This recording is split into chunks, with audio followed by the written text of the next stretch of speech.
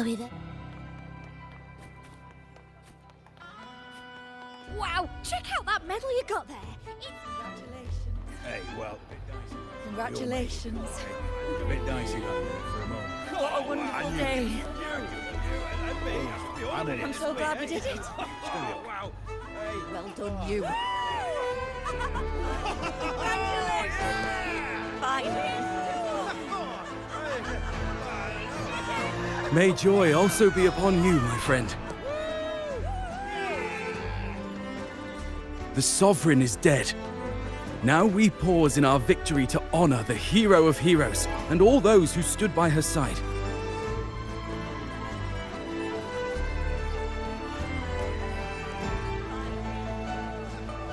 I am Bruno, Master of Ceremonies for the occasion. I had hoped to greet you alongside Augusta, but she was called away. The Senate insists on wasting her time with their trifles. We wish to bestow upon you the honor of Rosebearer. Roses symbolize our glory and triumph, to be shared with all who are gathered here. Yes, it's a ceremonial roll. Don't worry, it's pretty simple, and you won't be handing out too many. At the height of the celebration, everyone will toss their petals into the air. We will all shower in the flowers. Congratulations. Your task will be to distribute the petals beforehand. You have been chosen by the people, but you are held in the highest regard. Well done, you. The people of Septimont gave their all on the battlefield. Now, Finally. after fighting side by side, we'll share honey and wine beneath a rain of petals. You are our first non-local Rosebearer, but I believe you were already chosen the moment you cut through the dark tide's miasma. Without you, the Sovereign's defeat would not have been possible.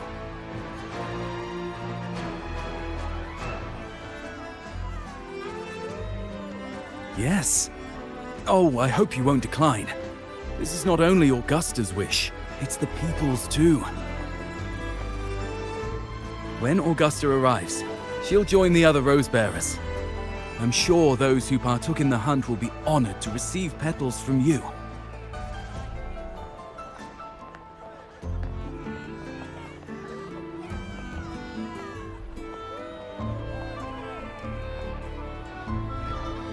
Very well.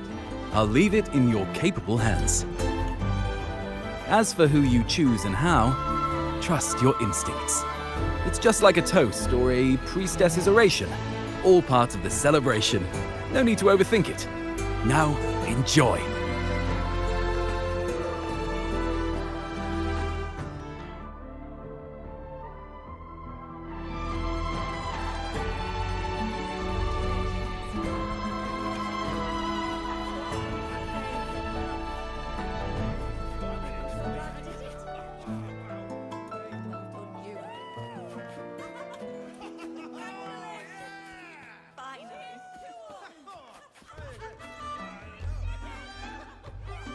To Septimont! To peace after the storm! Yes! To the hero of heroes! To you, to me, to... Wait, is that a rover? Oh, good! When the time comes, I'll hurl the glory eye and let the wind carry it far. Let the world see our triumph! Since you're here, anything you want to drink? Speak up! Theseus and I'll take care of it.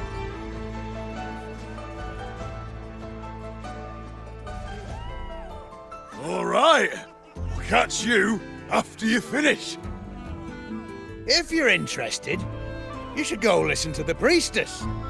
Her orations are one of the highlights of the celebration. Who's leading it this time? Oh, it's not Lilibet, is it?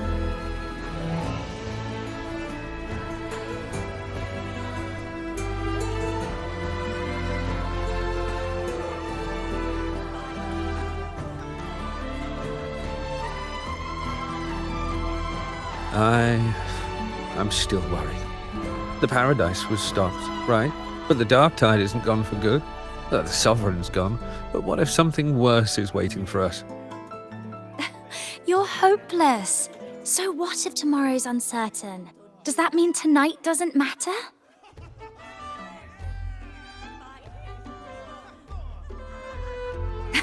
That's the spirit.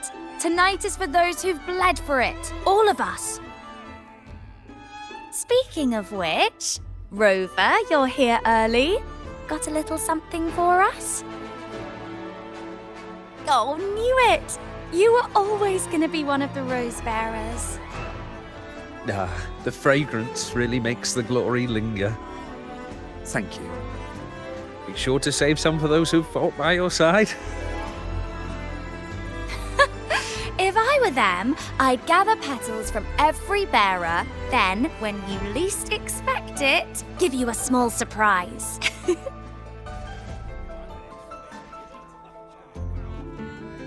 Huh? You know? There's not much left. I'll hand some out over there. These petals of glory.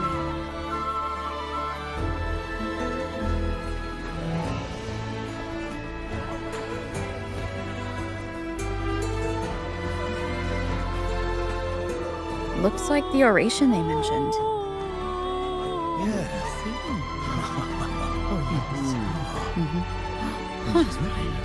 I thought for sure it'd be at an event like this. Oh well. Guess I'll catch her later. Yes. I fear that until Grandmother Lilibet finds a gifted successor, we shall not glimpse further into Septimon's future. By the light and fate above us, we are but apprentices carving insights into stone, passing their words along.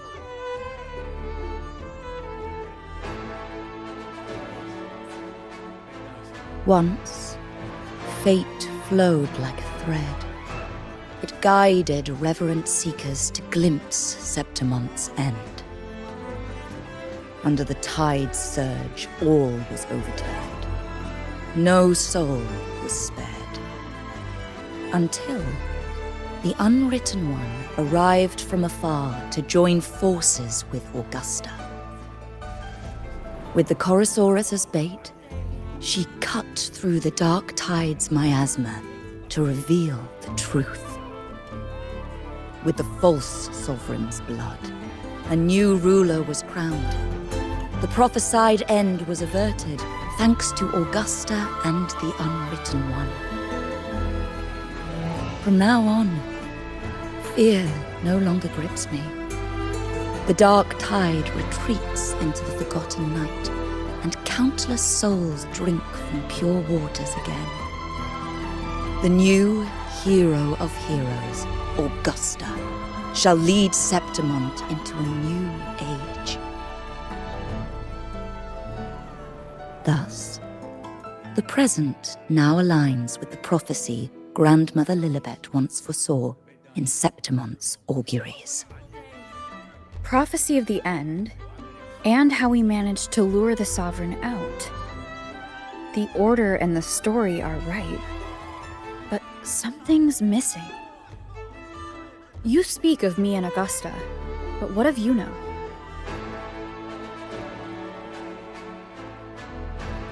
Who is Yuno?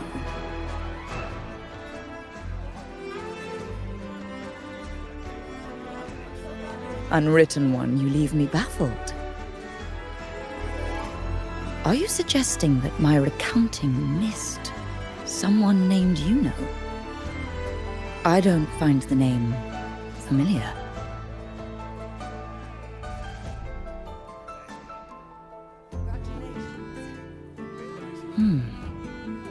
I should know this Yuno you speak of, yes? Yuno is a priestess, just like you. More than that, she wielded the moon bow and fought alongside me and Augusta in the hunt. We defeated the Sovereign together. Don't you all remember? Impossible. As a priestess myself, I can tell you with certainty that none among us bear that name. And I must remind you, we rarely take part in hunts. Our place is with the flames in Tetragon Temple. The hunt for the Sovereign involved many. Perhaps you are mistaken and confused her for someone else. No, this can't be. I don't know what a priestess is supposed to be, but I do know what Yuno is like, and I'm certain she's a priestess.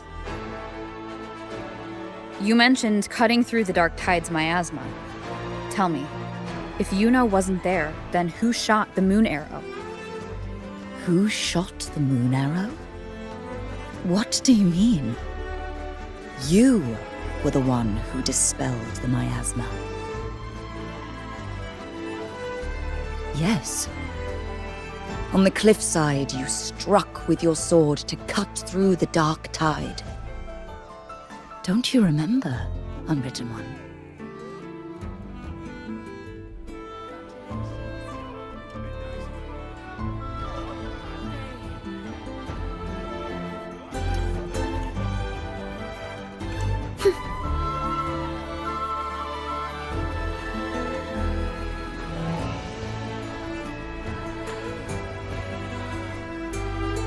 Their accounts are all true, except when it comes to Yuno. How they react to her name is completely wrong. Everything she did, they attribute to me. They're not just forgetting. It's as if Yuno never existed to them at all. Could this be possible? This distortion in perception? Is it a remnant of the Sovereign's power? Or is this the work of the Fractidus again? I heard what you said to the priestess. No, I've never even heard of her. You should know, I've been stationed in this camp longer than most. Memory ain't bad either. Been thinking, maybe the dark tide's crawled into your head. Could be you're suffering from dissociation, a side effect of all that exposure. Word is, people who get too close end up seeing things.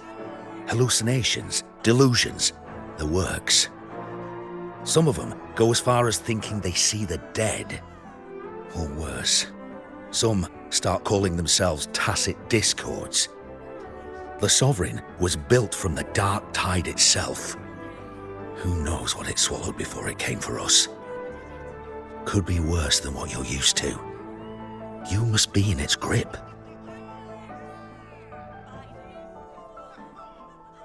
Don't get too worked up. It ain't that bad. Not yet, anyway. At any rate, dissociation is just a problem in perception. Some folks let it eat at them for life. Others know what's real and what ain't. They keep away from the dark tide. And before long, they start feeling all right. How are you feeling? You need to rest up a bit. Oh, looks like Augusta's finally here.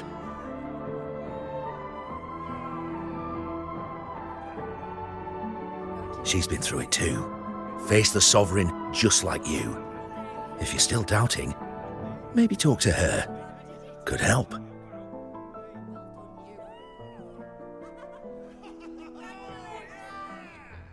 My friend, you've come. Bruno has already filled you in on the Rosebearer matter, yes? How are the celebrations treating you?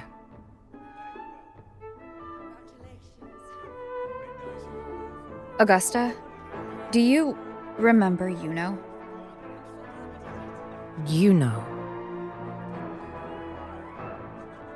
Yes, she was often by your side. The one with the bow like the moon. She joined our hunt for the Sovereign. Everyone has forgotten. No, that's not it. Everyone says they've never even seen her before. But you remember her. You remember everything that happened. You are certain she is real and cannot exist in your memories alone. I know what you're feeling, because I felt it too.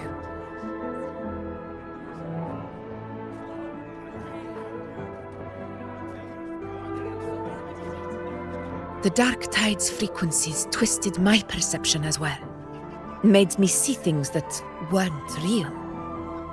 The Sovereign's whispers dogged me for decades, tempting me to accept its gift. But that's all in the past. I know now that to find peace, I must see through the deception, fight it, and conquer it.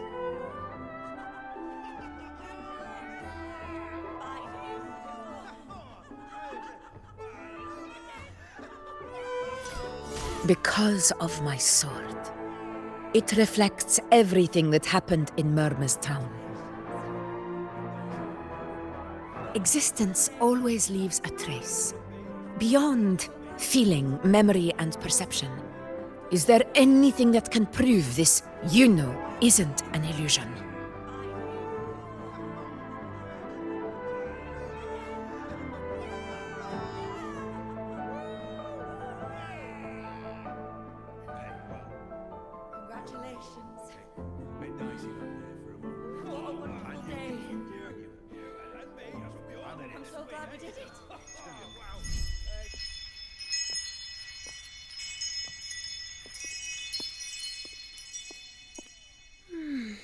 After this, I shall likely sleep like I've never slept before.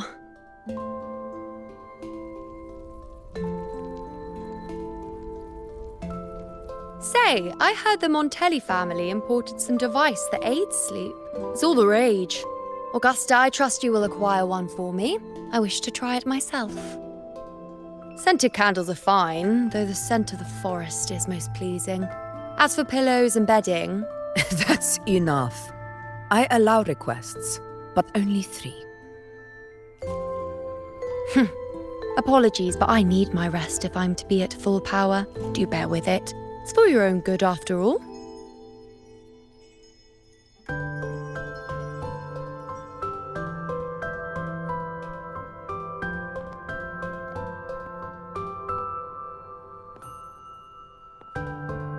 And you, Unwritten One, were I to indulge in a bit of selfishness, you'd forgive me, wouldn't you?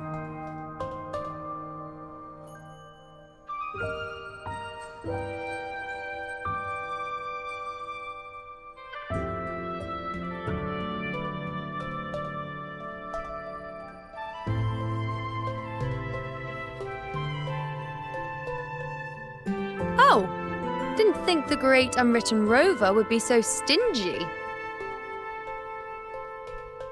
Well, lucky for you, I'm feeling generous today.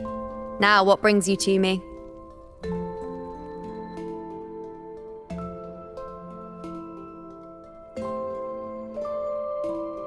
Really?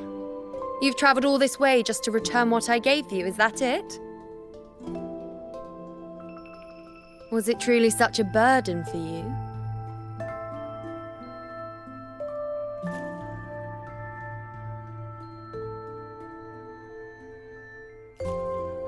If one day this bracelet becomes meaningless to anyone else, I hope you will remain the exception, Unwritten One.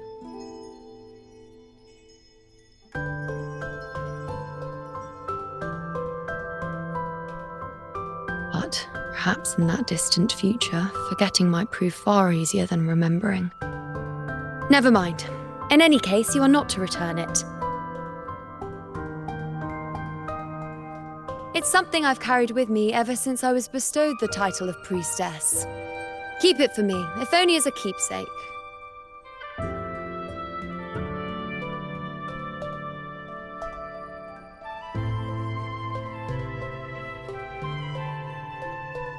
Well, until we meet again, I suppose.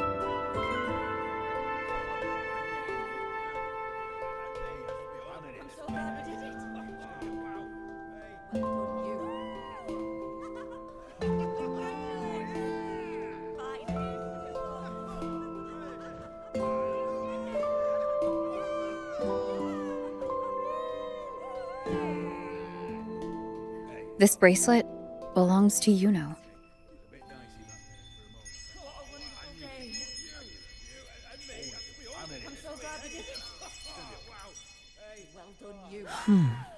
Quite the unique design. Like a crescent moon. But still, I'm sorry. I wish I could offer you the answer you seek, but to me, it's just an ordinary bracelet. Nothing about it stands out. When you mentioned her name, I tried to recall any trace of her in my memories.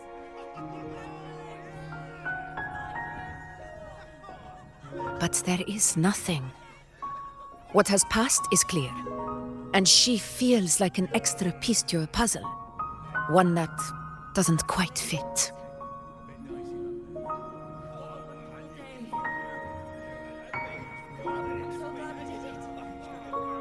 How can this be? You spent the most time with her.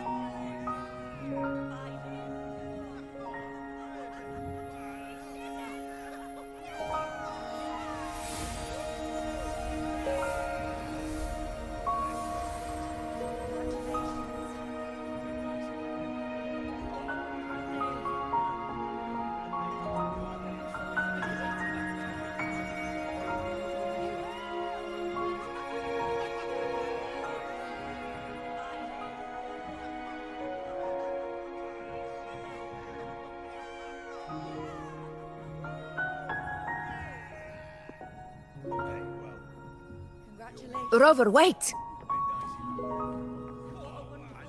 What did you see?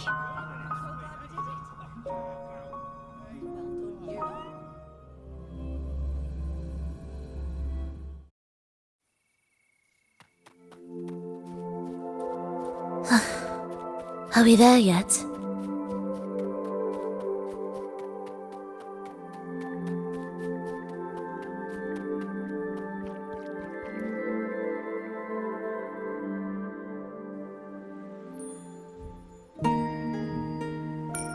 You know.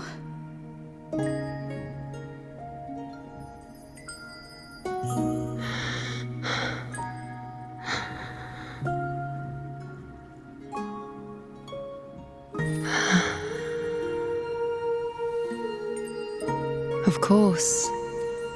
Only you would be the exception. So you've known this all along? A death that shouldn't have happened. Traded for an unforetold victory. A fair deal. Now, I am but a fading sliver of moonlight. I'm sorry, but even I fear being forgotten.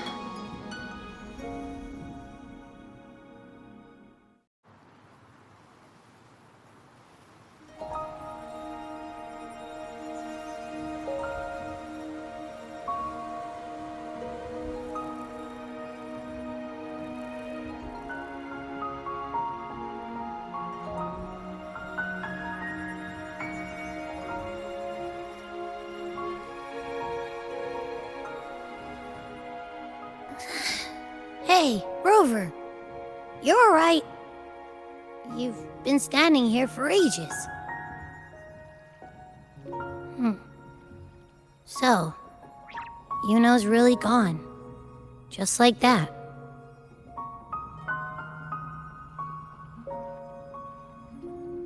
Well, duh. Even though I was snoozing on and off, I still remember everything that went down. Crystal clear. You told me the first time you met Yuno was in the arena, right? She scared the toga off that other team with just a few words. Intimidating stuff. But when I actually met her, she was...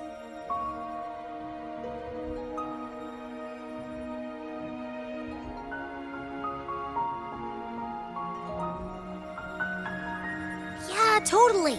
We got so much done with her on the hunt trip. She even invited us to the Tetragon Temple to check out the murals. Oh, and we caught that giant blue spiky TD, which led us to that big bad stinky thing.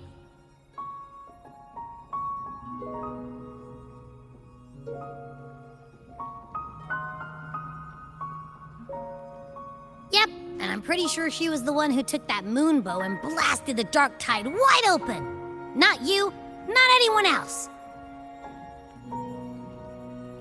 And that bracelet. She gave it to us to lure out that nasty big fella. Even asked us to keep it for her. So it doesn't matter whatever anyone else thinks. Or what happened to her. You remember her.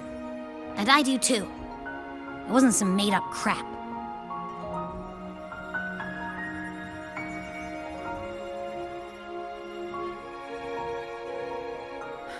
She didn't even get to finish her sentence. What was she thinking? Why did she do it? If this is the end, maybe I'll never know. Yeah, I know what you mean. Like, we didn't even get to have a proper goodbye.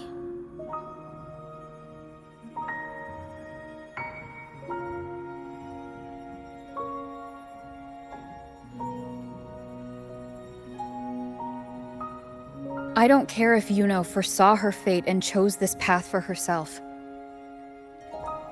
All I know is I won't let it end like this. Not with her fading into oblivion. Like Augusta said, everything that exists leaves a trace. Since she's a priestess, I'm sure to find traces of her in Tetragon Temple.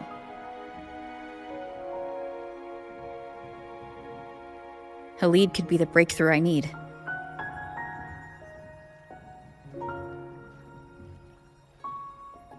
That's the spirit! Look at ya, snapping out of that funk. Knew you'd be back at it soon enough.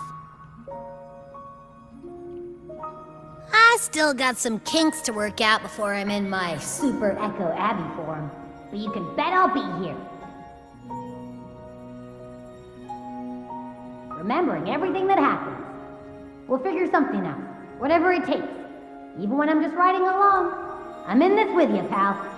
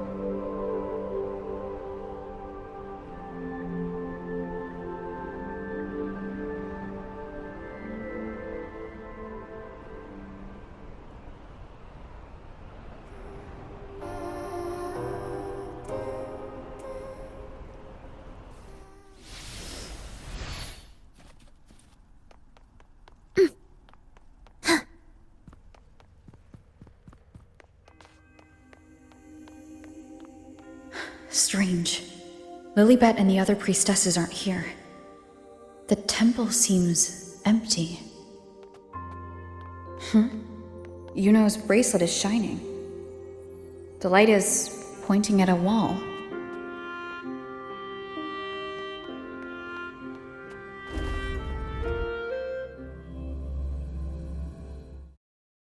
Where could this lead?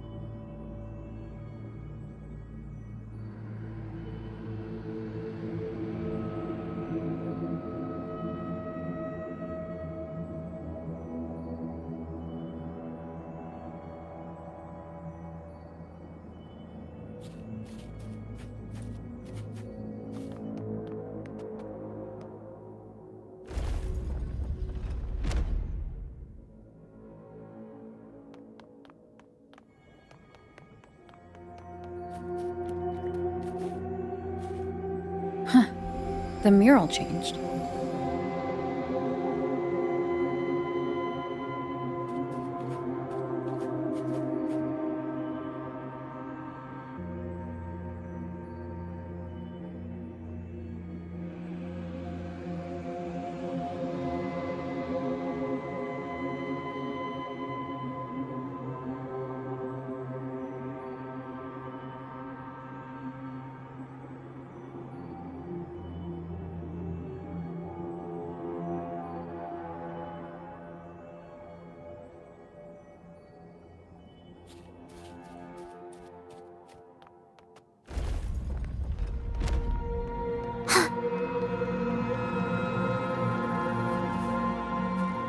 Is this rewriting what was, or revealing what should have been?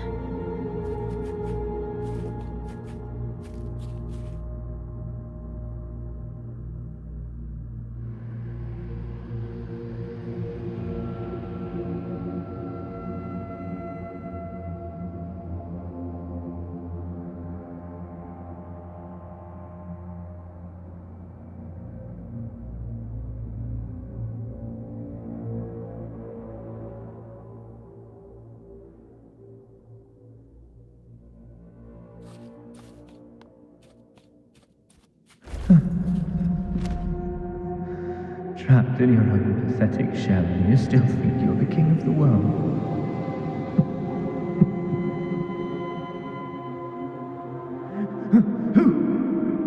Who's there? Show yourself! Yes. Yes! I've been waiting for this moment.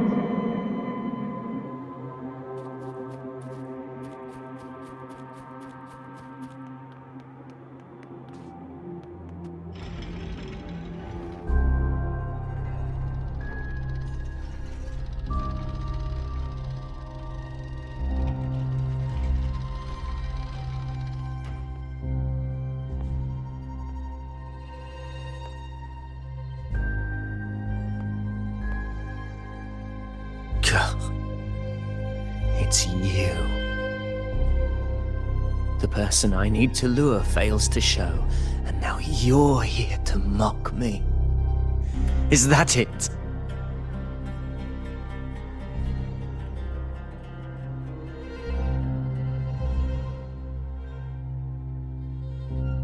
You speak so innocently, as if my being here wasn't all you're doing.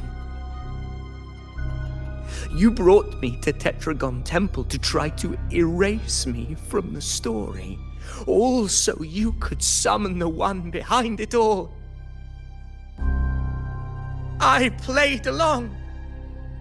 I agreed to be watched here because I wanted to see him, wanted to look him in the eye. But now it's clear we'll both be disappointed. I am fate's discarded pawn. And he couldn't care less what happens to me.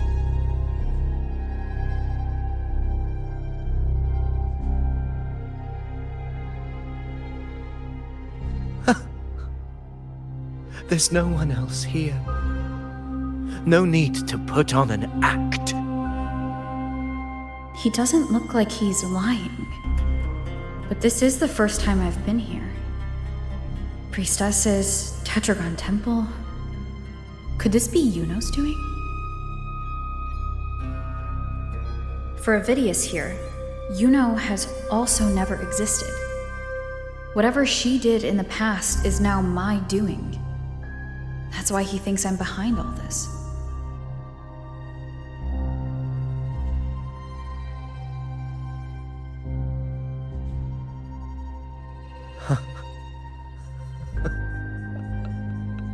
At this point, what do I have left to hide? I always thought I was the hero who conquered Main's Deep, the one more worthy of ruling than even Augusta. Until the day I led the charge to Murmur's Town, Determined to stop my comrades from falling to the dark tide and prove I had what it took to be king, I walked to the door I had passed 1,000 times, only to find a dead end. Nothing was ever there. Did I even come here before? When did I conquer this place, and with whom? At that moment, I realized so much was blank. Disconnected dots, scattered and meaningless. How pitiful.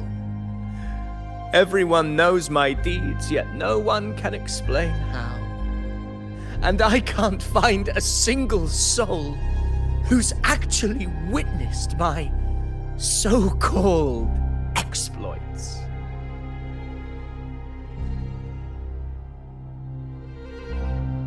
Yes. So I tore through my memories until I saw a hand holding a feathered quill. It wrote everything about me from the moment I was born.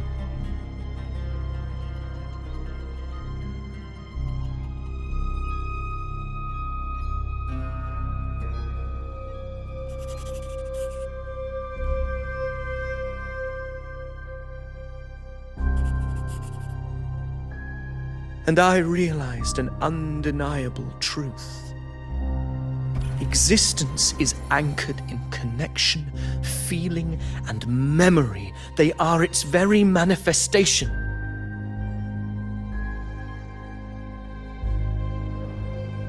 So if someone uses their resonance ability to fabricate a memory of the hero of heroes everyone expects and convinces them it's real,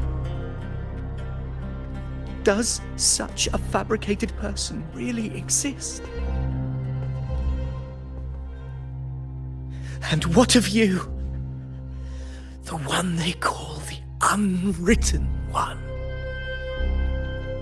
An undefined, unknowable void that can anchor unimaginable connections. Imagine the existence that could emerge.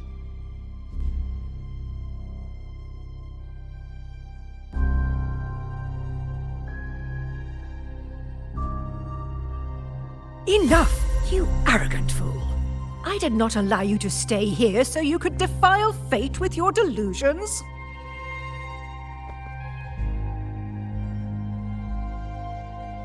Please excuse this disturbance, Unwritten One. Whatever you need to say, we'll discuss it back in the hall.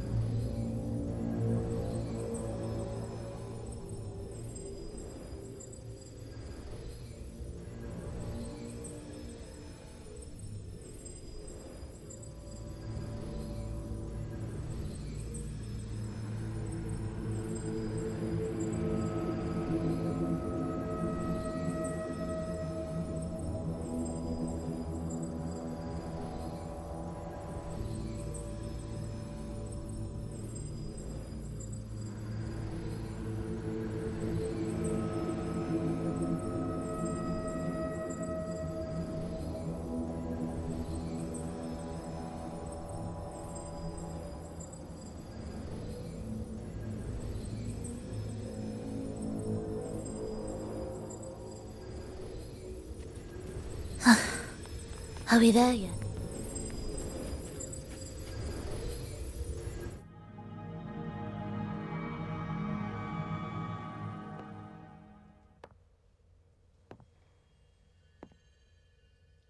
My apologies. I should have been here to receive you. But some priestesses run into some trouble. I had to step away.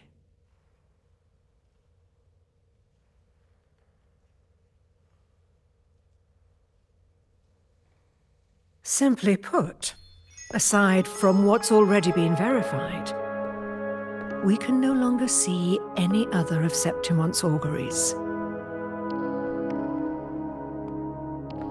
The full scope has always been out of reach, but this feeling of being blocked by an impenetrable white barrier is something I've never encountered. It's as if there's nothing there at all.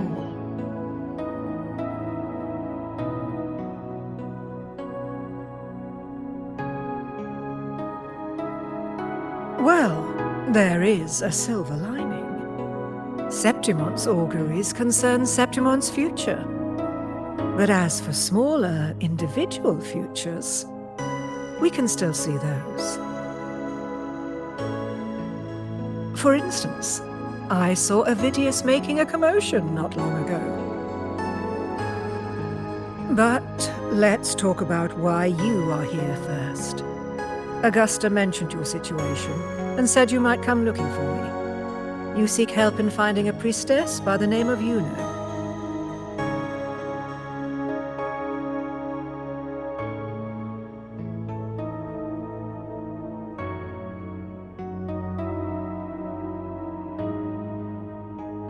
I wish she were a figment of your imagination, a product of your proximity to the dark tide. That would make things much simpler. Because I did find a record of a priestess named Yuno. But according to the record, she died 3 years ago, buried where the dark tide swallowed the spring basin.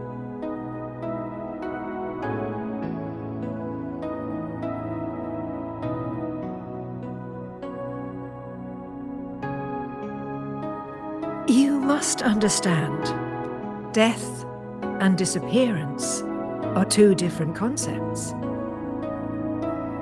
If Yuno truly died 3 years ago, then she couldn't have been your companion 3 years later, let alone have existed up until today. In other words, if Yuno disappeared today and was erased from the memories of Augusta, myself, and everyone else, then the death 3 years ago must have been a fabrication.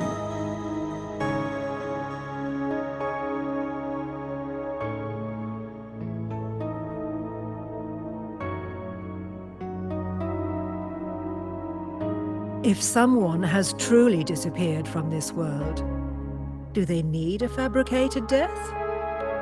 Likewise, when someone dies, they no longer exist in a way that others can feel. These two causal chains should be clear. But they crossed paths with you, the unknowable void. Although I hate to admit it, Avidius was right. Since you still remember Yuno, and thus hold on to that last connection between her and the world, you've essentially anchored her. This has caused the causal chain to become tangled. The ending is still unwritten.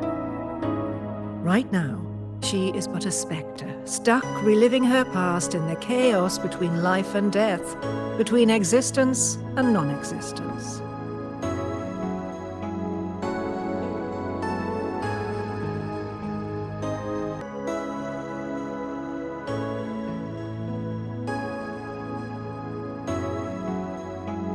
In theory, yes. You could forget her, let her disappear entirely. Or you could forget her and let her die for good.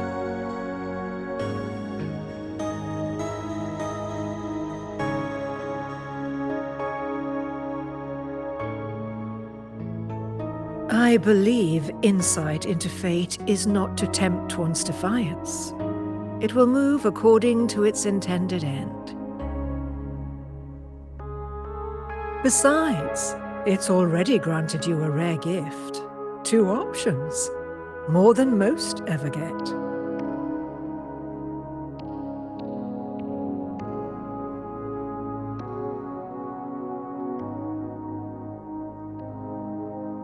So you wish to use yourself as a vessel? To anchor the memories, feelings, and connections with Yuno in the chaos, manifesting her back into existence. Anchor, manifest, whatever you want to call it. All I know is Yuno's not gone because of me. So why shouldn't I be able to bring her back? If I can tangle the causal chain, why can't I create a new possibility? Your thinking is bold, to say the least. But do you really understand? Chaos isn't just disorder. It's the aggregation of all things. A web of cause and effect. The convergence of infinite possibilities. If you end up lost within it, you risk being consumed, never to return. Even ones such as we, guided by fate, can only pull small insights from certain shores of destiny. What if you enter only to find that you cannot bring Yuno back?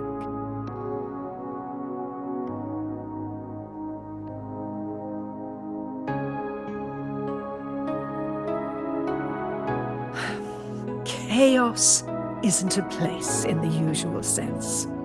The key to entering isn't about where you are, but what's happening and what you do in that moment.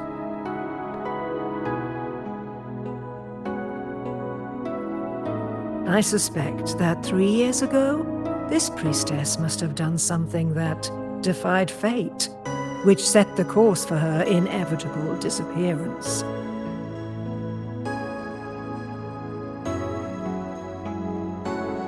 If you can get close to that inescapable knot in the causal chain, maybe you'll find a way in.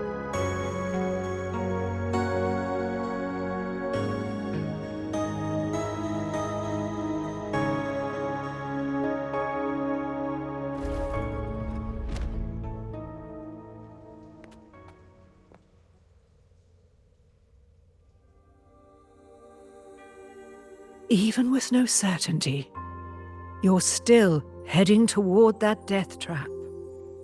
Unwritten one. You've made up your mind, haven't you? Of course. But if you truly are to face chaos, no amount of preparation will ever be enough.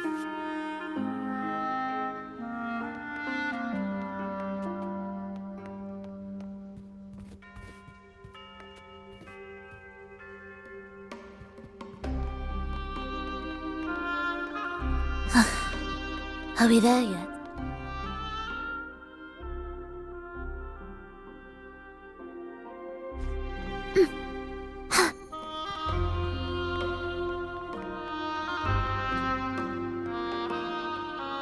Even with no certainty, I understand.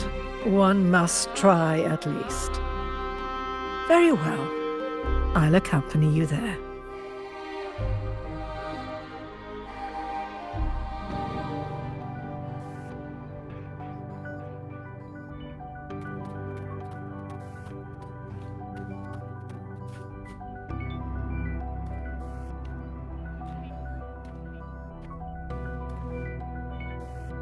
We're here.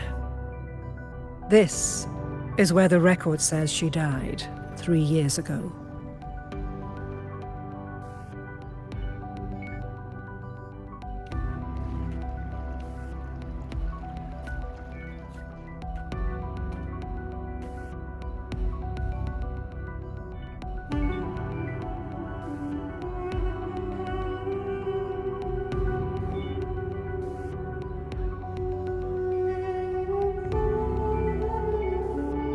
Nothing here.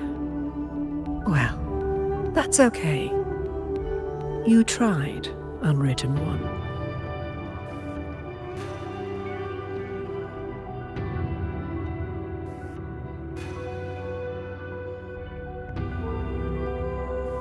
Guided by the light of fate, We walk the web of futures.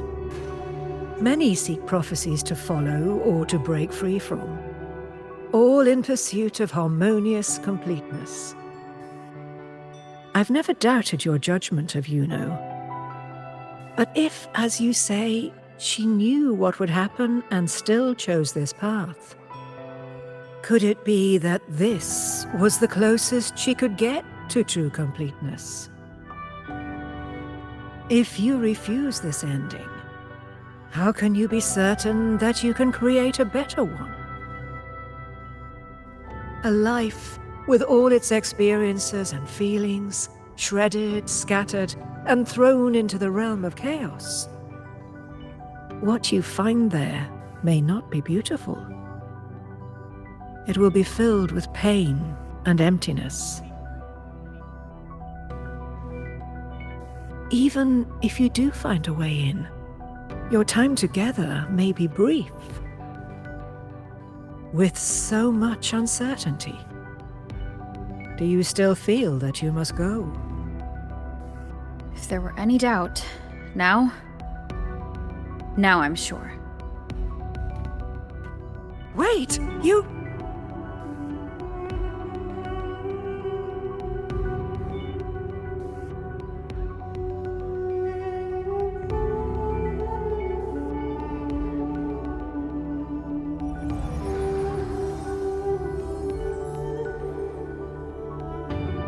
I'm not rejecting the ending Yuno wrote. I just want to fix the regret she left behind.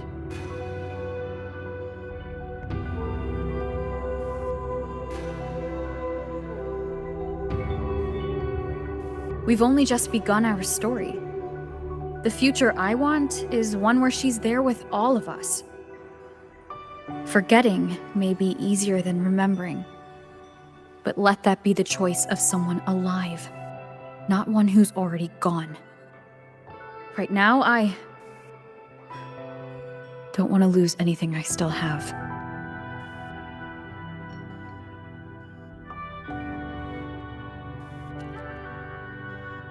The secret to anchoring lies in connection and its manifestation. If you find what remains of her in the chaos, and she responds to you, then follow her guidance, for that will be the only fragile rope connecting you, her, and this world.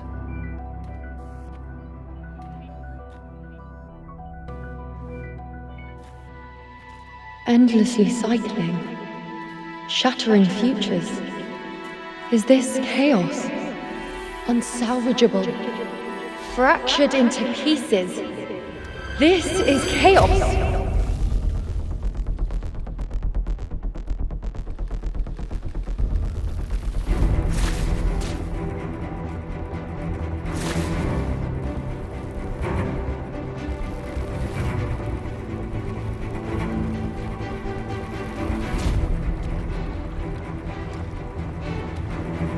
Countless possibilities, both true and not true. This is chaos.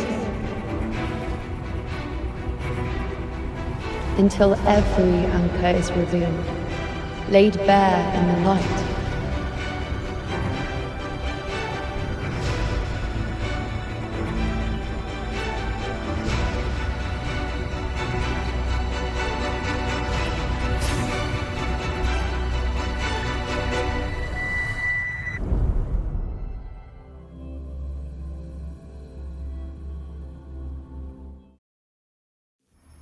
Can't see where it ends.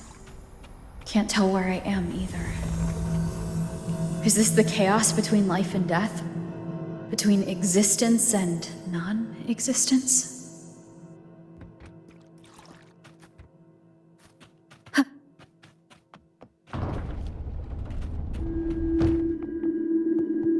That's Yuno in the center.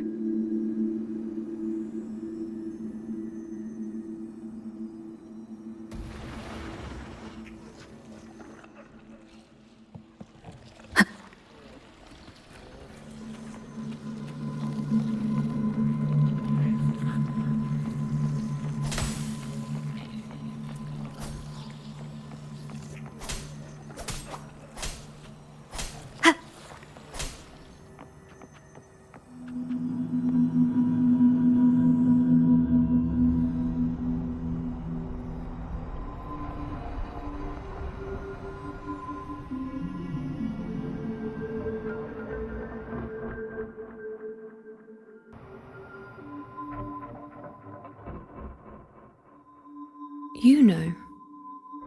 You're calling me. Are you here for me?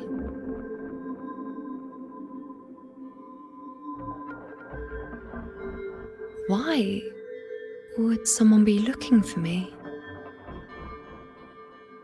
She looks the same as she did when she faded away. A sliver of moonlight. How long has she been lost in this chaos?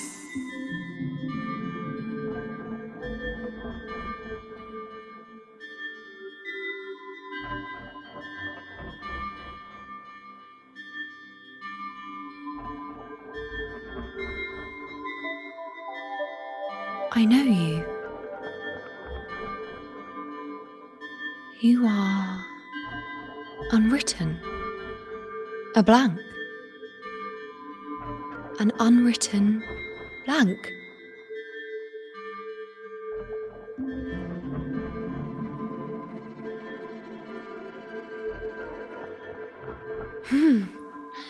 Unwritten.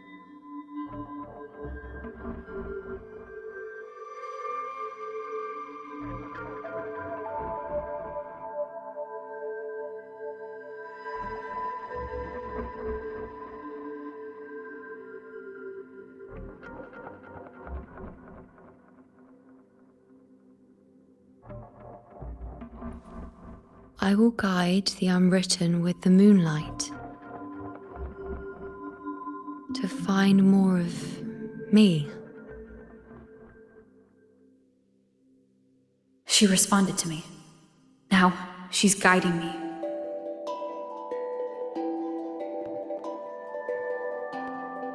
Even if it's just a trace of her, I found her. Now that fragile rope connecting her, me, and the world is already in my hands.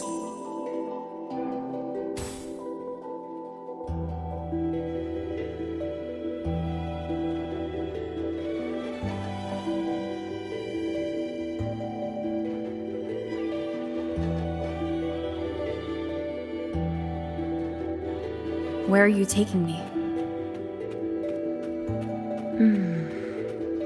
Just don't let go of my hand.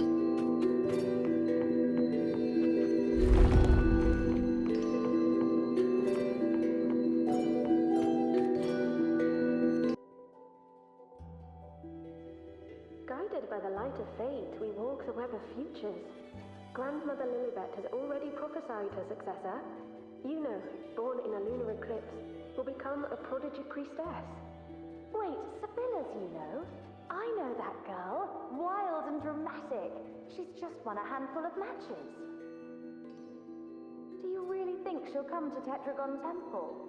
Her mother is a former gladiator champion, and her father a famed blacksmith. She's already from a highly respectable family. And she is skilled with a bow. Maybe she'll just want to be the next champion, you know? She is spoiled for choice. The prophecy can't be wrong. Grandmother Lilibet's already seen it. She'll resonate with the moon's phases. That's a huge honor. Not just anyone can see fate's patterns, and she'll be able to see it more clearly than the rest of us. It's our duty to share visions of the future, to guide Septimont and its people forward. Such glory. She won't refuse, and she shouldn't. This is the past, where my existence left its mark. I see. Grandmother Lilibet said that the key to anchoring lies in connection and its manifestation. Let's try to find more.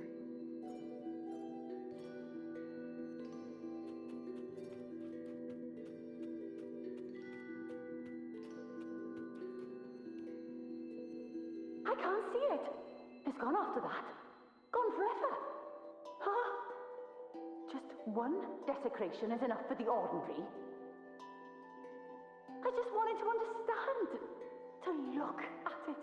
To see the blinding flames. I was so close to seeing the outcome. To tracing back the cause. You must be smarter than me. Stronger than me. Tell me. Did Did I do it right?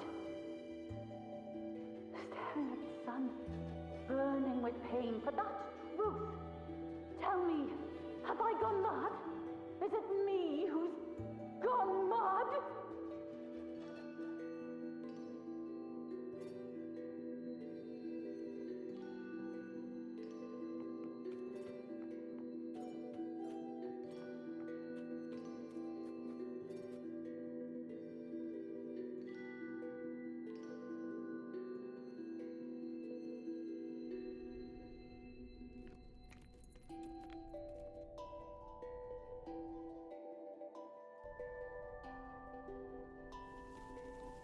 We're nearly there.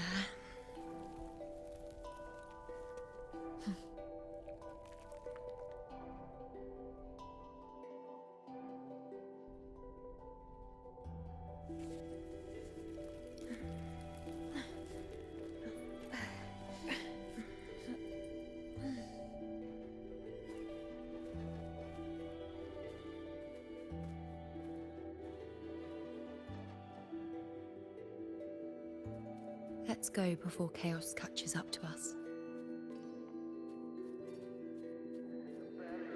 We keep moving. No matter what. Alexandros, you're not falling here. Not now. Fighting the Dark Tide is the mission you were born for. The one you should be proud of.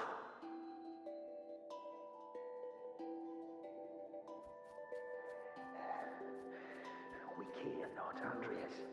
The priestesses, they can't see everything, but when they do, they're always right.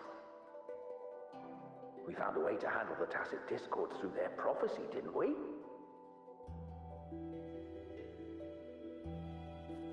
Fear not, Andreas. The priestesses... Sibylla, wait! Are you crazy? Charging up alone is walking to your death. Think about your daughter. She's still waiting for you. Spare me your words. The entire Western defense rests on us. Do you have a better plan? As for death, of course I want to live. I fight not with death in mind, but victory. Yet if glory and death come hand in hand, so be it. Let the bells toll and mourn me when the time comes. Until that moment, I will not stop.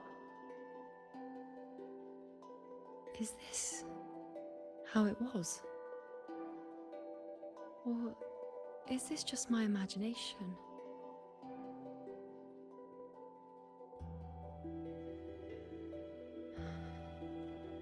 What's happened is done. It can't be changed. Those who closed their eyes never truly saw. So this isn't really her.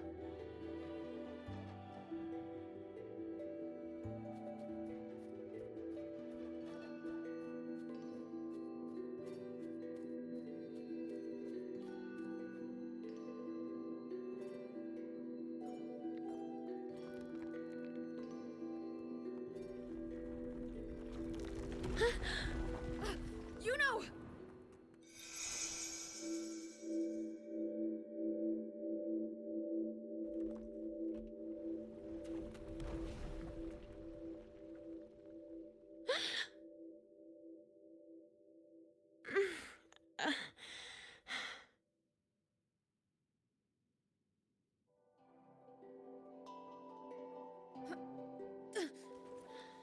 Thank you, Unwritten.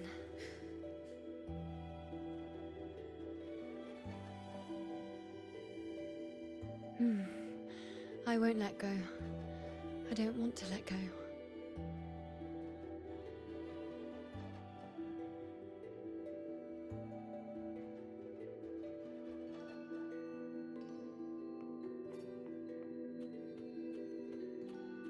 Is that?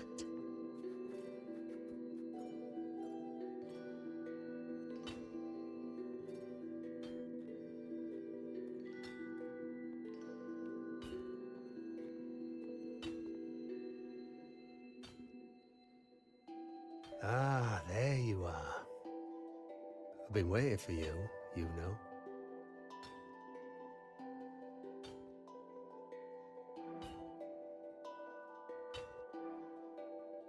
Her? Is there anyone else besides you here, you know?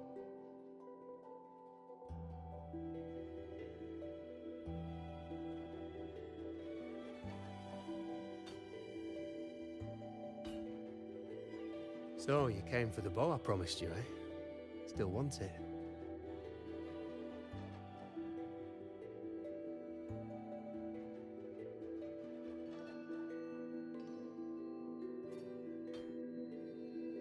That's not a question for me.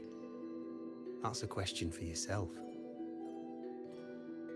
I reckon you've heard Lilibet's prophecy, haven't you? What do you think? I can't picture you as one of those serious priestesses in the temple. Stuck in there with your scrolls and your candles and your tablets. Doesn't seem right for someone with a spirit like yours. And if you really did become a priestess, well, this bow wouldn't be much use, would it? No time for it. Oh, you've got a gift that other priestesses could only dream of. Such a shame to waste it. And the warriors of Septimont need their priestesses. So do Septimont's auguries. Lilibet and the others still failed to foresee the entirety of the coming disaster.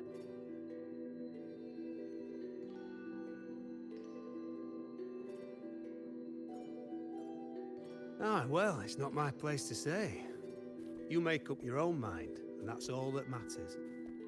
As for me, I make weapons. If you still want the bow, I'll forge it for you.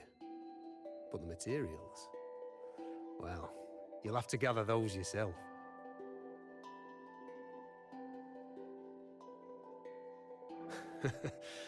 Forgetful today, are we?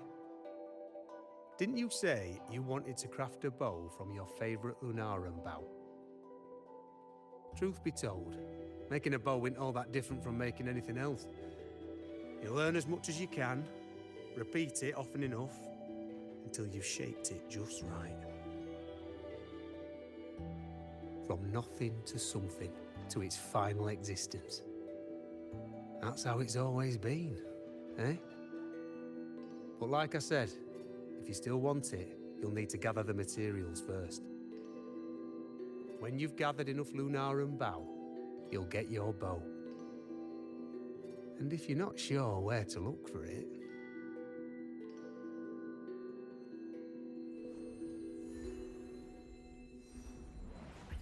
there. See it? Just head that way, and you'll see.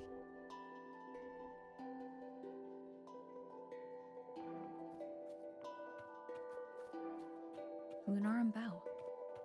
That's what the blacksmith mentioned. Looks just like what was used for your bow.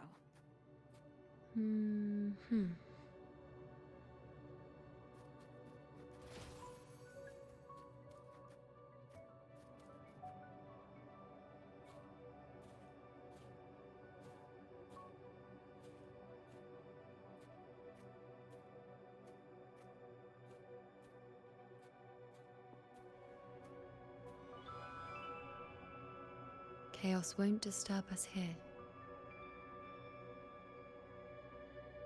Sitting just like that, huh? You're still just as spontaneous. Shh, unwritten.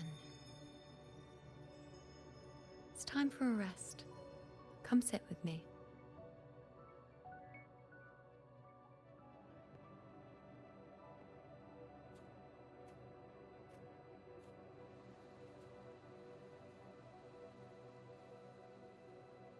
I've never said it properly before, and I don't know if you fully understand it now, but now that I've found you, I will bring you back.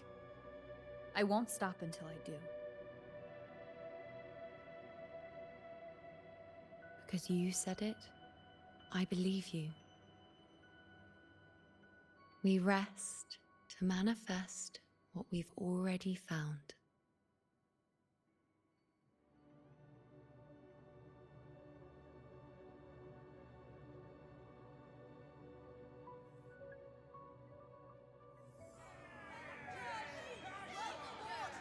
Come on, don't bore me this quickly.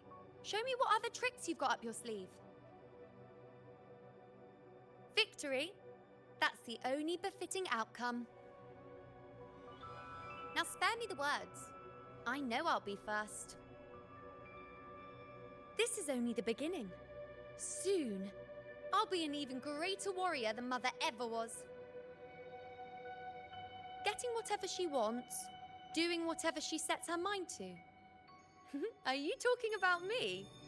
Very well, I'll prove you right. Prodigy, you say? If you want to call me that, I'll gladly take it. But why are you so certain that who you see is me? That was... Huh? They're gone now. Because this is fate's will. It has favored me more than others.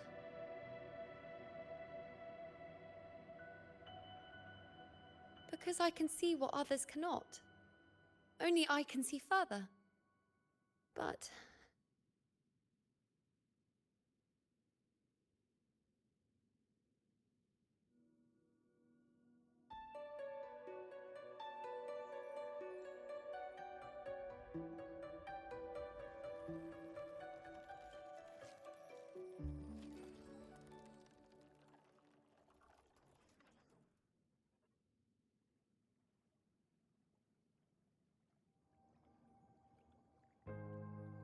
You look like you're recovering. So after experiencing and feeling all that, you need to rest among Lunarum boughs to make what's anchored become a part of you. Exactly. After manifestation, this is how I can absorb more. Only then can I find a more complete me. Unwritten, you are a clever one.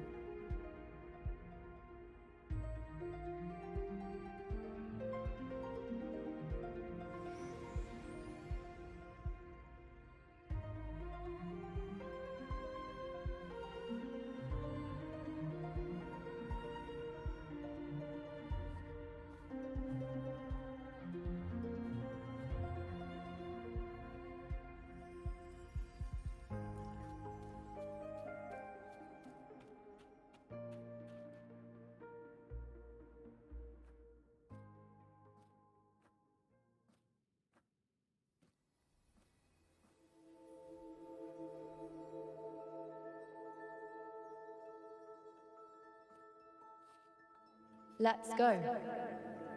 Forget the prophecies, forget being a priestess. Let's do what we truly want. If the future is a question, the answer's never in what others define. If we don't want to walk a determined path, then let's steer clear and try something we've never even seen before.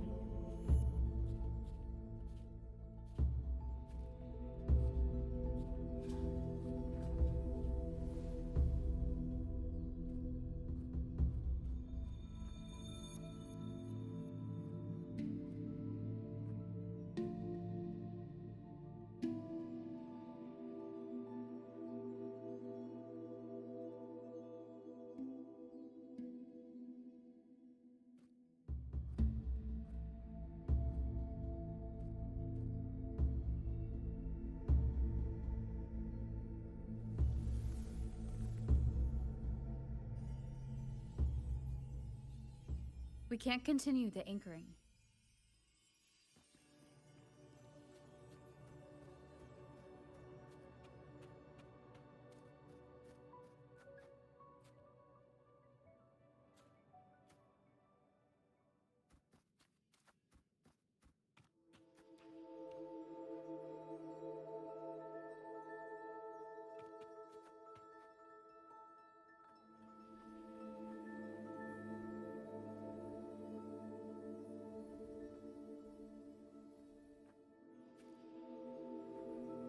As the prophecy says, I cannot waste my talents.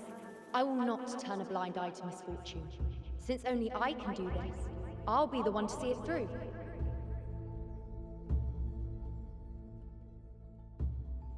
A gladiator or a priestess, what does it matter? I'll face fate and see just how far I can go.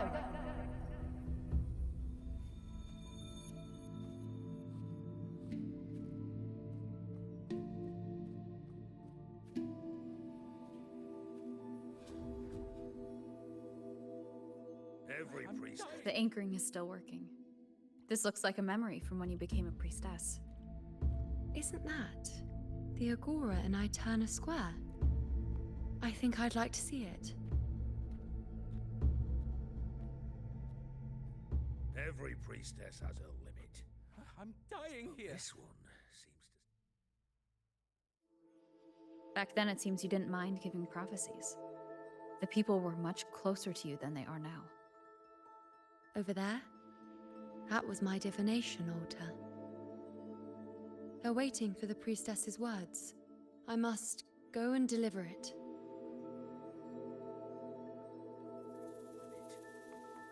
Well, this one seems to see There's no one by that altar.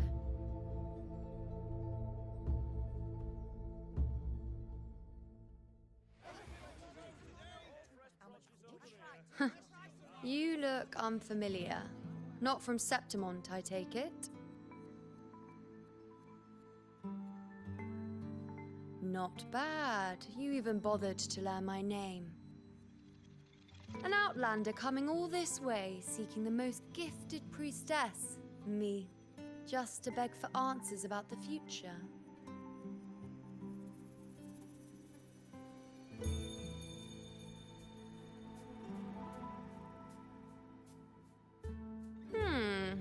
What's this about?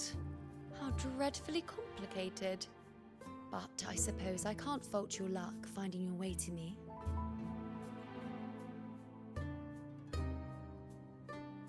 They say a priestess can't see everything, but when she does, she's always right. But I'm different. I can see everything, and I'm always right. Even when I'm not in the temple bathed in flame, I have more than enough power to see your future. So far, nothing's happened that I didn't already foresee. Now, hand over whatever item you've brought. I'll see what's been bothering you.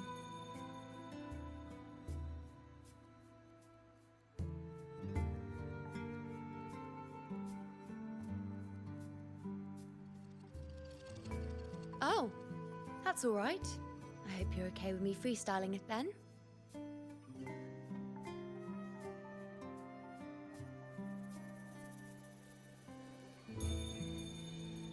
What? I see a void?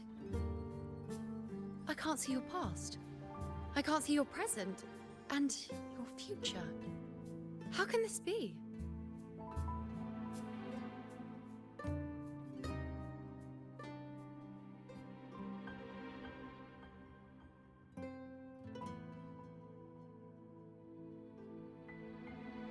The Unwritten One. Why is that familiar? Who exactly are you?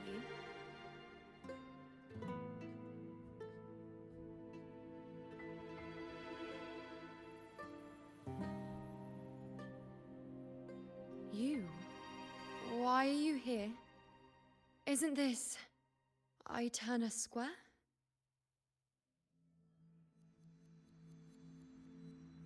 Did something happen in Septimont?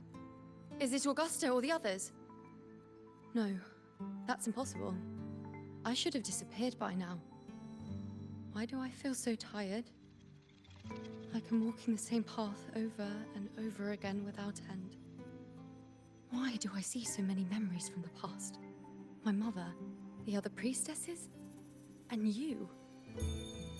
You've done something for me, haven't you?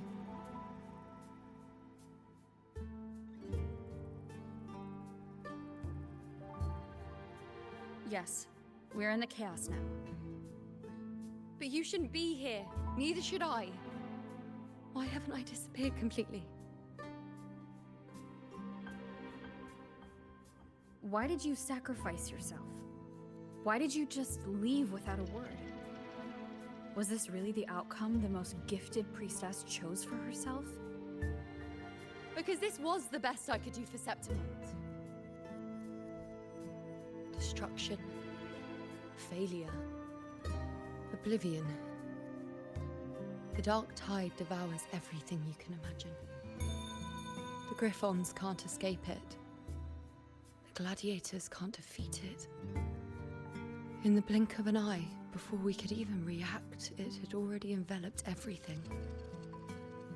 I knew it from the start.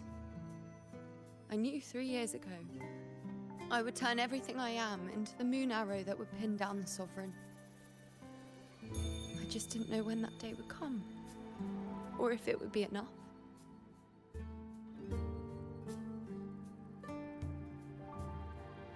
Until I saw you.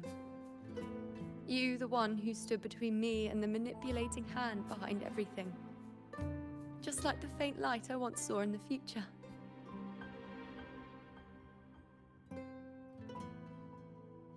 I finally understand. My defiance, my sacrilege. It was all worth it.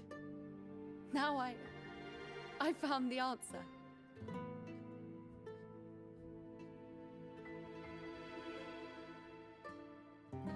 Whether it's because of the void I carry, or whatever else it may be, I still remember you. Your place in this world isn't over yet. I'm taking you out of this realm of chaos. You... It seems like I missed something. Something I didn't foresee. So the unwritten one from the future isn't happy with the ending I've changed and wants to rewrite it. The battle's still undecided. The war isn't finished yet. Is that it? Yes. You traded your existence to alter the prophecy. But I'll anchor your existence and rewrite your ending. If I've ever guided you before, then now let me guide you one more time. Really? I'll entrust myself to you then.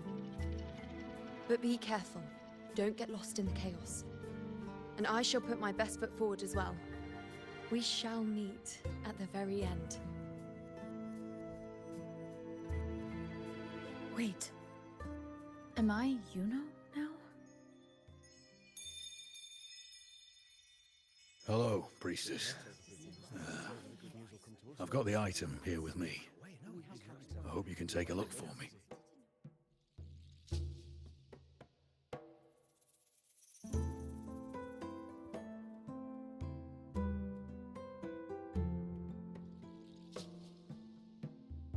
My squad and I were once ambushed in Kassos. A monstrous tacit discord, never seen before, appeared in the dark tide. I seek guidance on what comes next. Will we have the strength to battle it?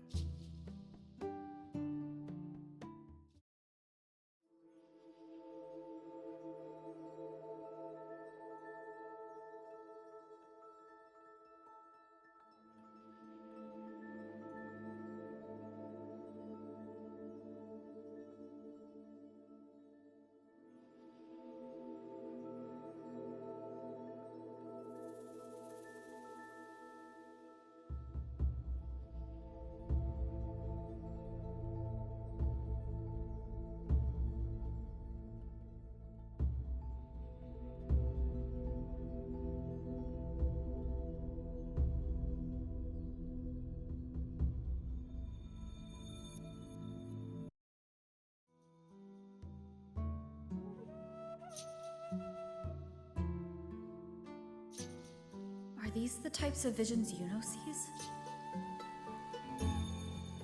The broken horn. The spear piercing through the eye. Victory. Cheering. You and the other gladiators. There's blood, but they all survive.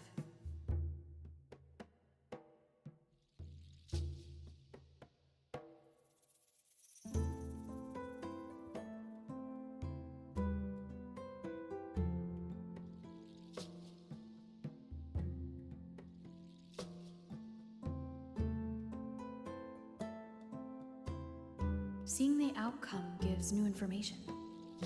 Now their future is both certain and uncertain. Knowing it ahead of time lets them prepare and, with that, gain the upper hand. The beast falls, and we are cheering. Its eye is pierced by a spear. Its horn is broken. So, that's its weak spot. Is that the key to our victory? Thank you, Priestess Yuno. Your words put my mind at ease. Can I come see you again once it's all over?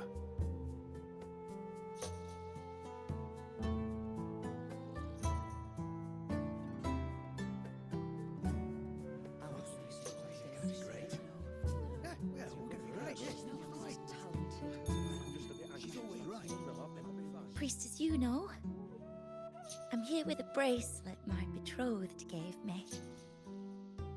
I feel like it best captures his feelings for me. Perhaps our future together will be one of true love, where we grow old together.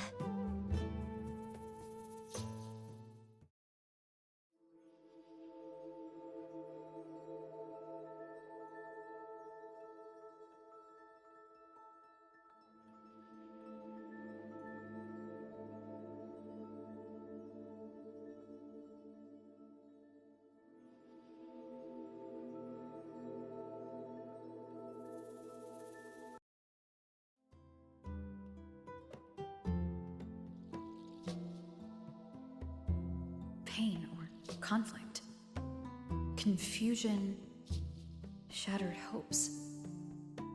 They don't look that old. Not much time has passed. Is that their child? It's not as clear as the last one. All I can tell is that their love doesn't end well. But it's obvious she's hoping for a better ending.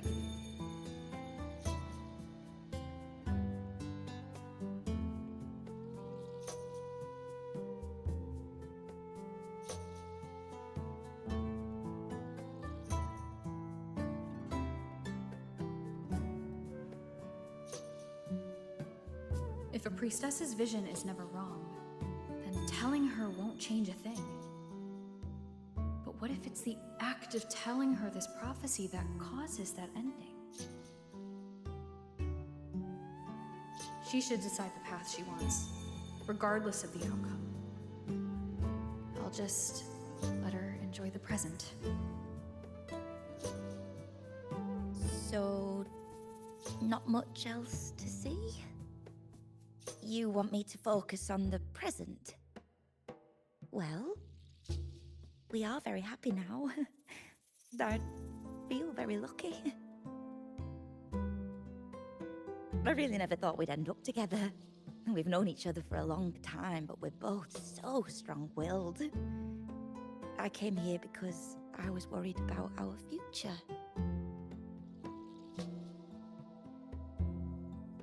What matters is that we're in love now.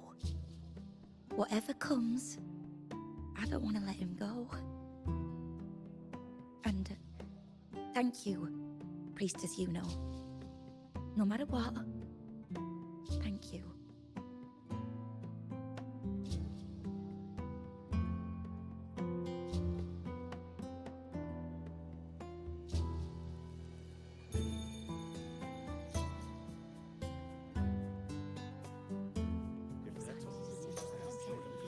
I have a little trick I'd like to pull off regarding a life. That's why I've come to you, Priestess Yuno. I'm curious if your prophecy can confirm whether it's possible.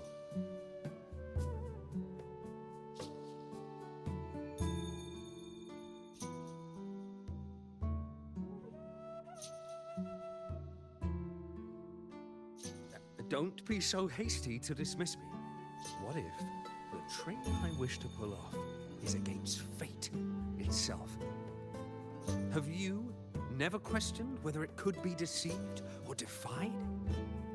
I speak of fate, of course.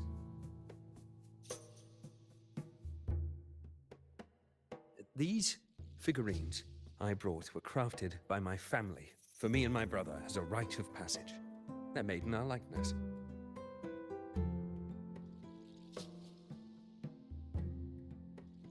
We're twins, but we walked two very different paths. Me, books and knowledge, and him, weapons and strength. By chance, I learned my brother's fate in Tetragon Temple, destined to die this summer at the hands of a tacit discord. They couldn't see my fate, so here I am now. I want to see whether fate will once again lead me down a path opposite my brother.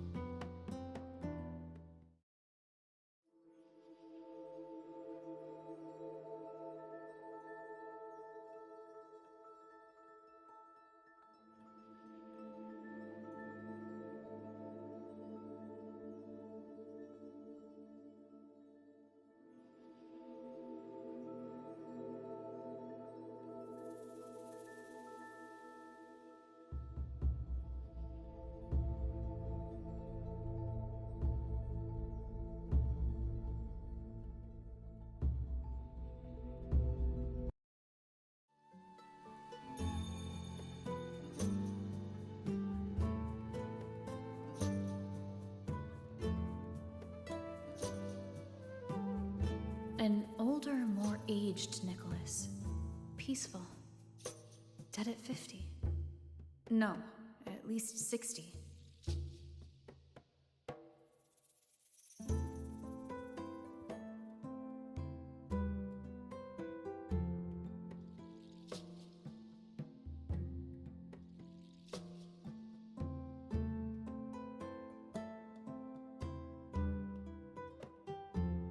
Well, we were born identical, after all.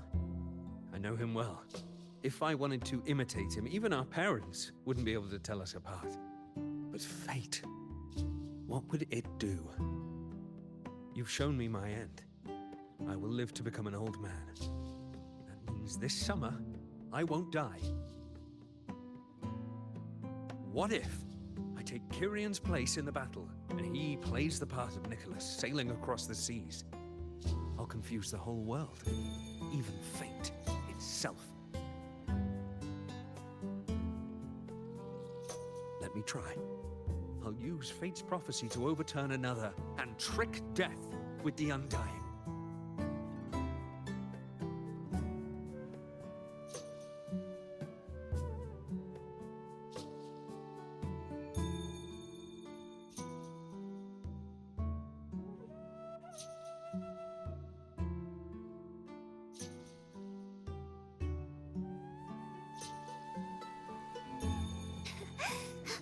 You, priestess, is it true that if I give you the right thing, you can see everything?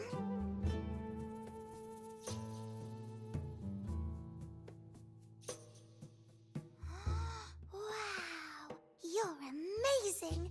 I can tell you're different from all the other priestesses.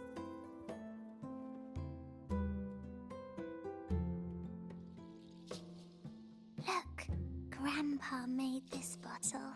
Can you see where he went? And what did he turn into? I want to find him quickly. He left so fast. He must have forgotten to tell me.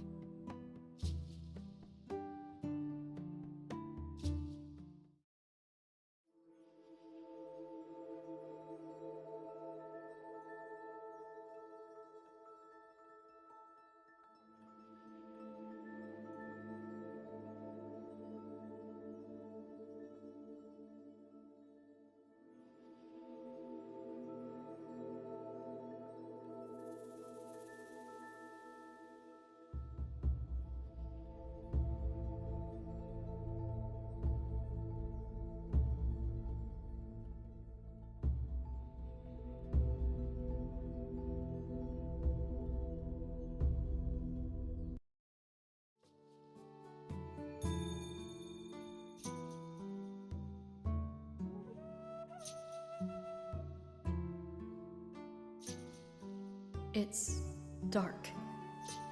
Nothing but darkness. I don't see anything. What does it mean?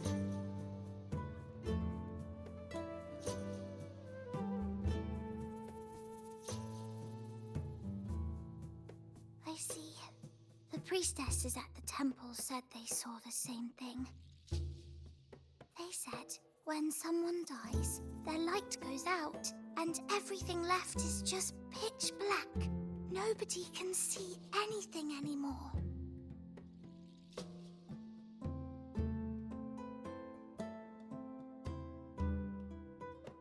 Yes, Grandpa was really sick, and he died. But it's okay. He made me promise that if he ever wasn't here anymore, I'd put all my tears in this bottle.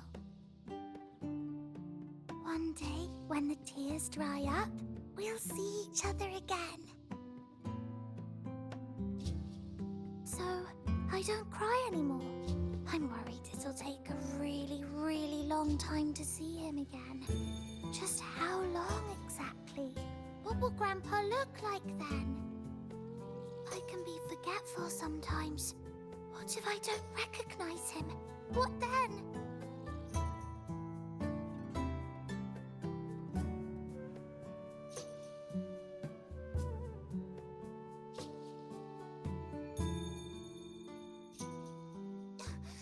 I don't believe it. I don't believe you. Grandpa didn't lie to me. Grandpa wouldn't lie to me. I must have given you the wrong thing. Or maybe you're just not as powerful as they say you are. I believed in all of you priestesses. That's why I came. But you don't believe me. It doesn't matter if you can see or not. I'm not giving up.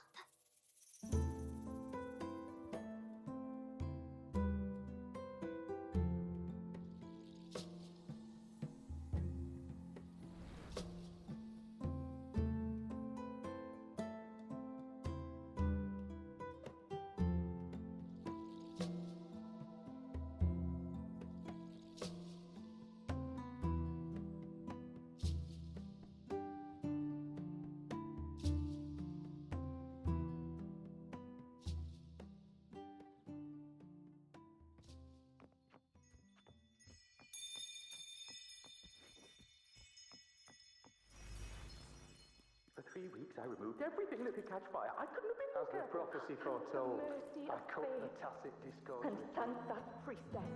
We followed the prophecy, and we won. Gustavus left me and little Kiane. Curious set sail across the sea, only to meet his end at the hands of a tacit discord. When you die, you die. Something. Let's rest here, one more time. Anchor these memories and connections.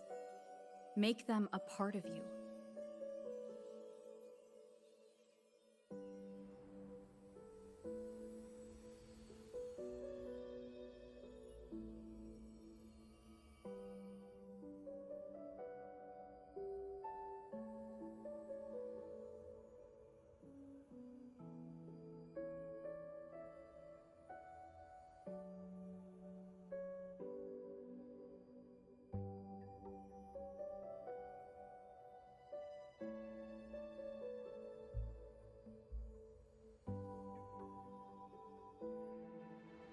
I can see further than anyone else.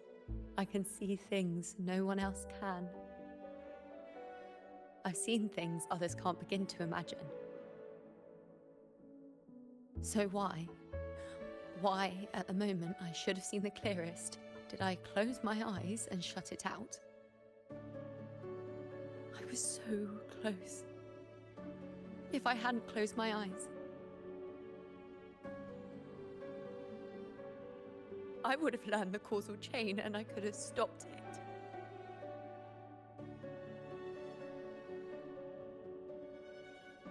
After that, I decided to keep my eyes wide open, no matter the cost.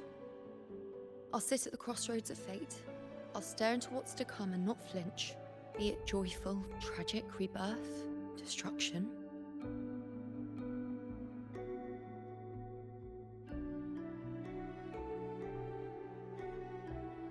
until I see it all, until I know everything. Because I am stronger than anyone else. This is something only I can do.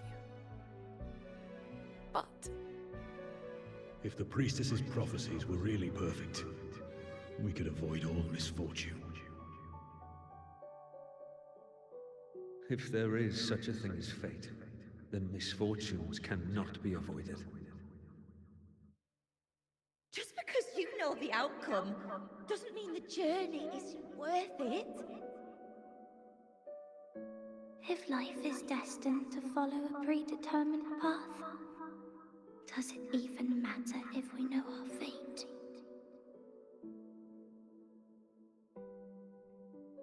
after all I see, could I ever answer what they hope of me? Does glimpsing one's fate really matter?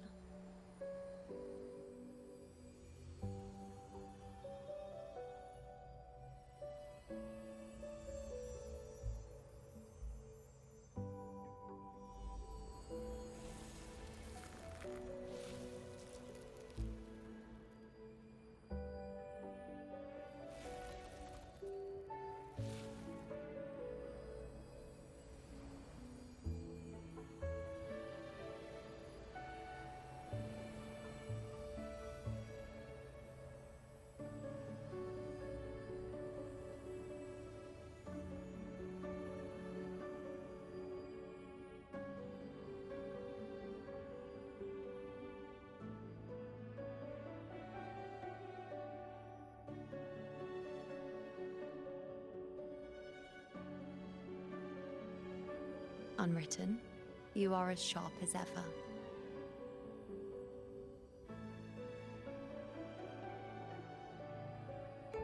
Seeing is simple, but facing what you see isn't.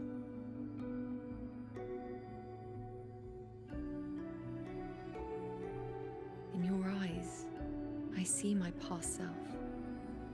I also see my present self. Together, they overlap to create a more complete version of me.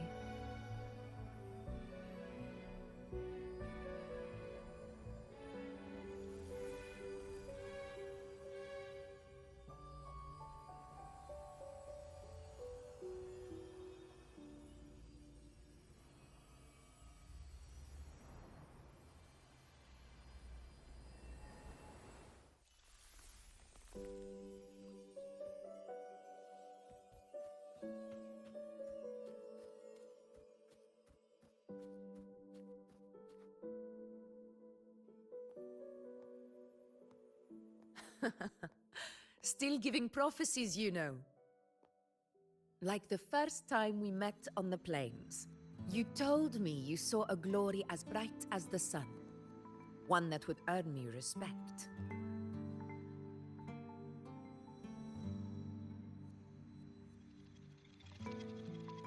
Truth be told, I didn't think much of your words back then. When I want something, no one's permission is needed. Nothing could stand between me and my goal.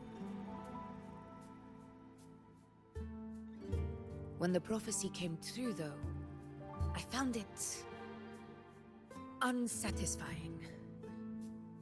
Imagine thinking you are the master of your own fate, only to learn, for better or for worse, everything you are is part of fate's design. It's as if fate chips away at the untamed part of you, turning you from a wolf into a caged rabbit. And you saw it all so easily. Truths as clear as the moonlight, bright, yet distant and cold.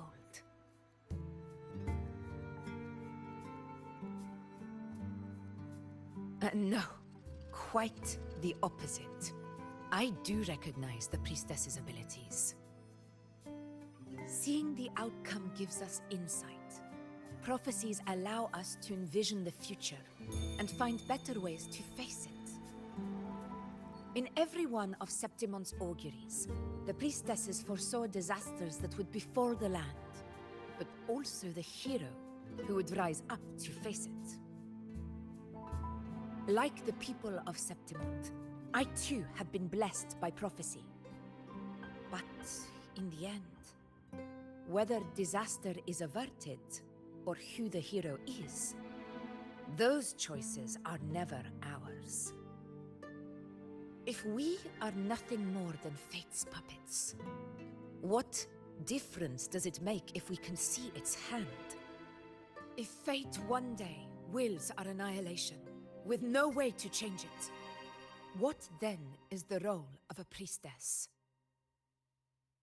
Are they merely fate's mouthpiece, bowing to its will?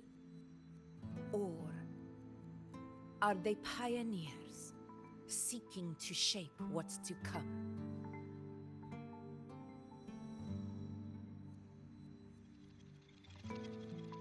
Last night, Grandmother Lilibet told me another Septimont augury had emerged. This one revealed a future unseen, a warning long overdue. An unknown disaster that would bring about the end of Septimont. The vision was unclear. The priestess couldn't discern the cause of the disaster, nor could they see the hero who would rise up to stop it. The Senate prefers to wait, believing the solution will reveal itself in time. But I must consider the darker possibility. I know that you'd rather be out there dealing with living, breathing people than confined to the temple to await some grand future.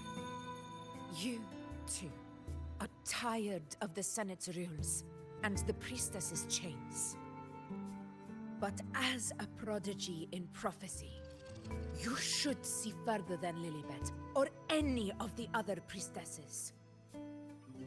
Would you dare, with no direction, no clues, and not a single focus item, gaze upon Septimont's end and trace its cause?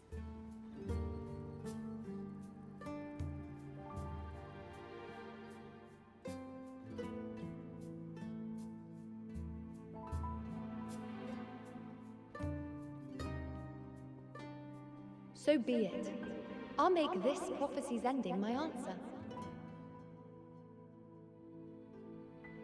End or future, if I can break through the maze and find the hero of heroes they could not, I won't need to worry about the meaning of what I see. I will be the meaning I see.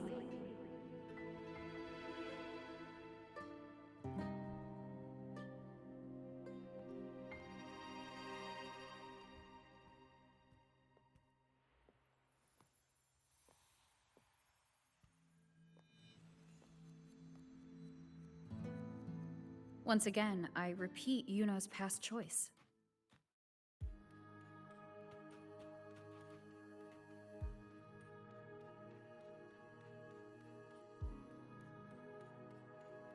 Over there.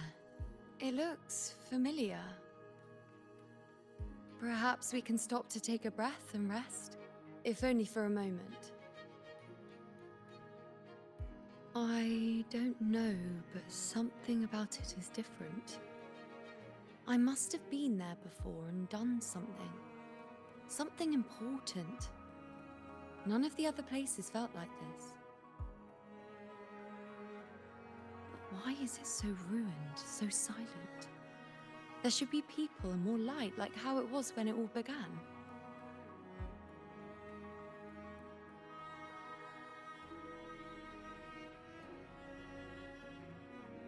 Leave it to me. It's chaos. It's found us. Those things are manifestations of chaos.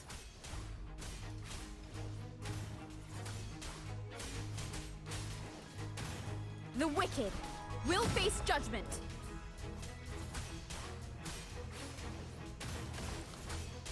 Good! Be careful, they're closing in.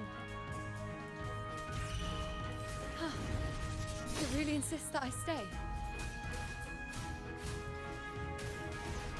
We'll face judgment. Huh. Annihilation.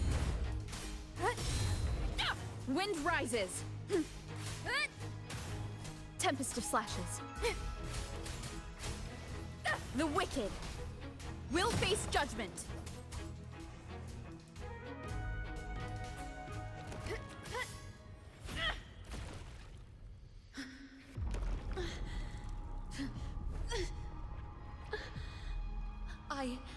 I remember now.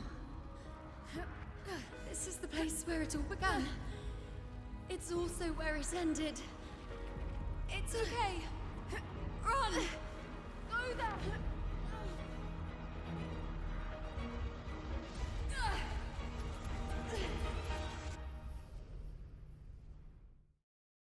Go there? The dark tide is starting to— Is that another one of Chaos's tricks? Don't get in my way. Gotta hurry. Running out of time. Now! That way. Manifestations of chaos.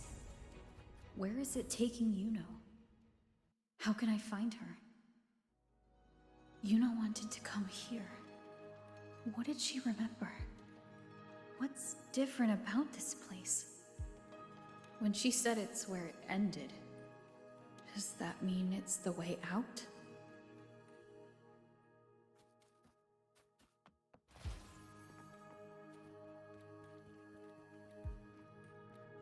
Did Yuno leave these lights to guide me?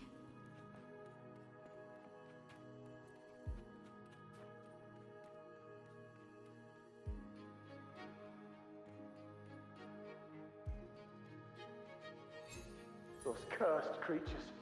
If it weren't for the dark tide, we would have killed them all already. We couldn't activate the Anchor Stone before they destroyed it. Now it's over. Everything's ruined. Aurelius, we shouldn't have come here. We've lost everything. The priestess saw it all. What in the bloody skies made her insist on coming with us?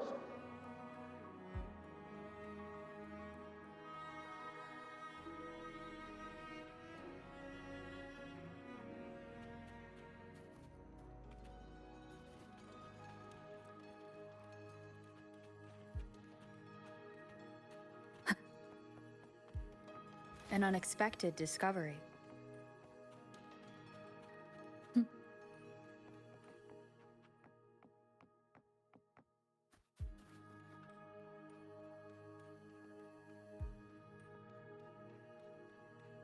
This calcification is severe.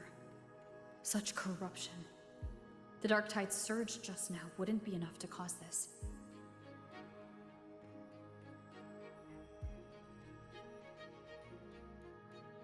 Could this be connected to the important event Yuno mentioned before she was taken?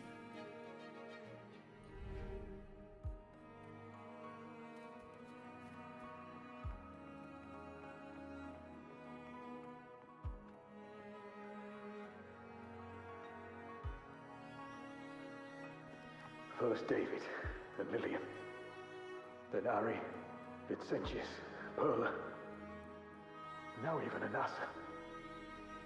Please, Yuno. Weren't you able to help us before?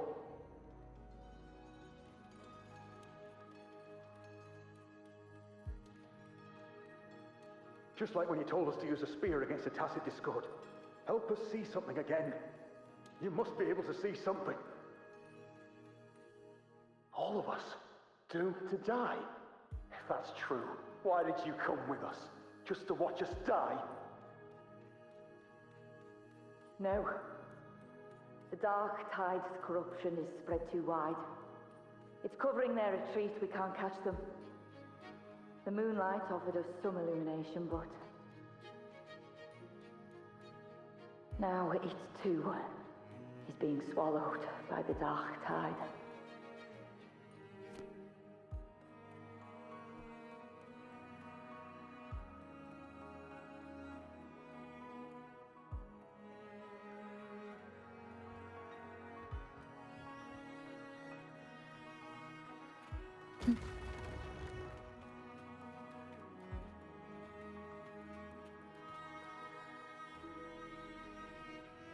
Looks familiar.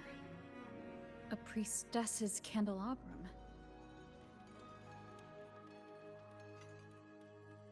How did it get so damaged?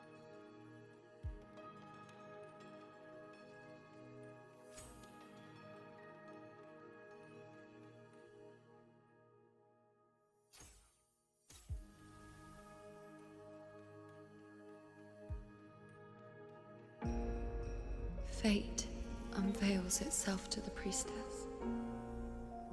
Following its guidance, she reaches the end again and again, foreseeing its conclusion. Heads fall, whimpers fade.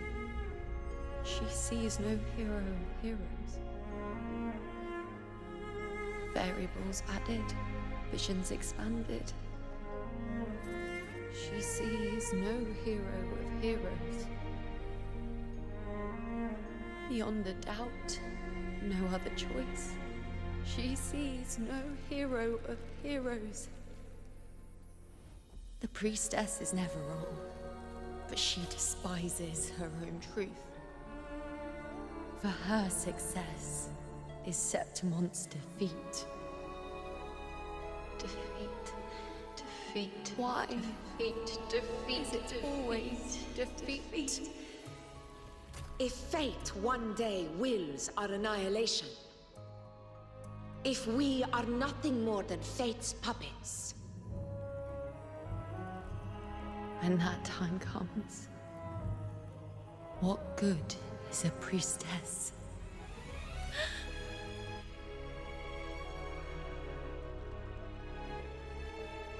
Septimon will be no more. Nothing will remain. Only she who foresaw every death still lives.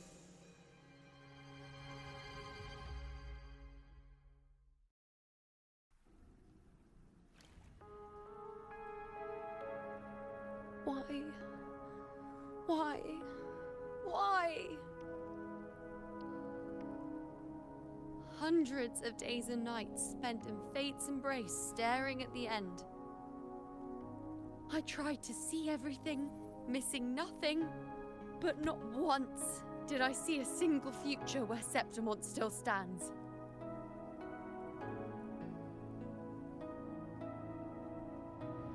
So this is the answer you give me.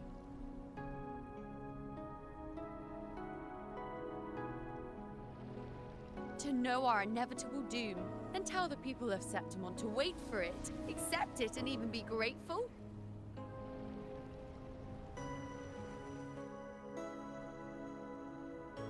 Priestess, what more do you hope to achieve? Priestess, what more can you do? Haven't you already seen it all, plain as day? Haven't you seen it countless times already? Haven't you already viewed the answer? Yes, I saw it. A clear, undeniable future. I know. All I need to do is convince myself this is the final answer.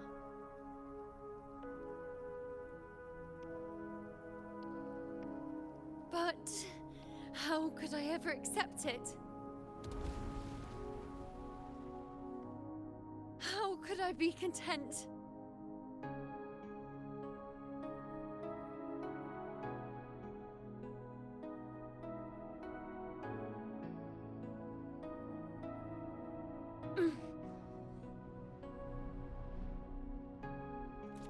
With our very existence being denied like this.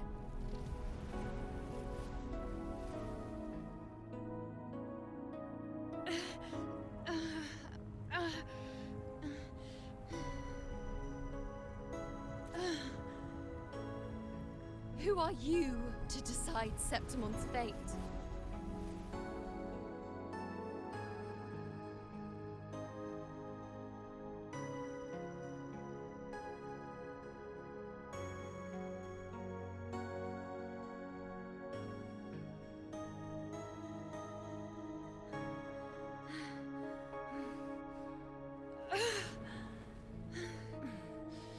certainty. It's just the narrow boundary fate sets for us. The immeasurable, the free. That is where our dignity lies.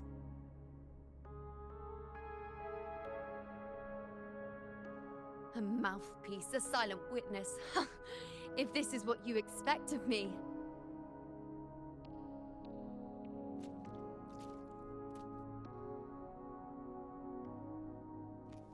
I'll raise my bow and turn fate into a storm of possibility.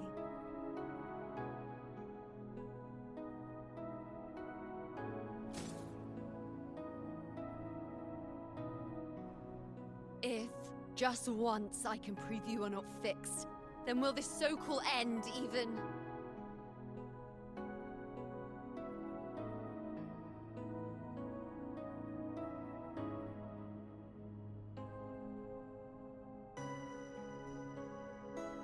Wait, Priestess Yuno. Are you really going to stand with us against the Dark Tide?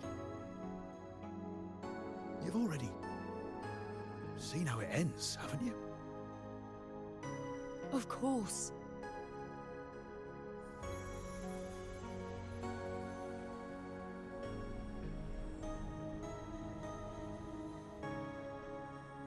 I'm doing this because it's what I want. The answer I seek is the one only I can give.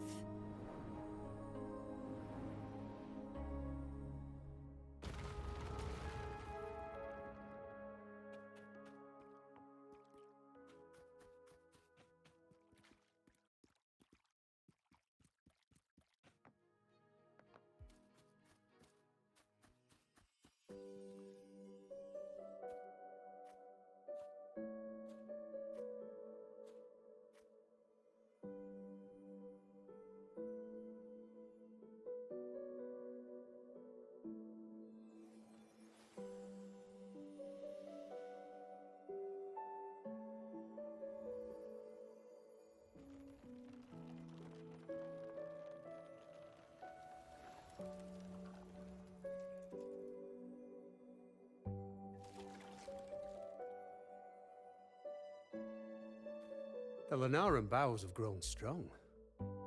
You've done well with your anchoring.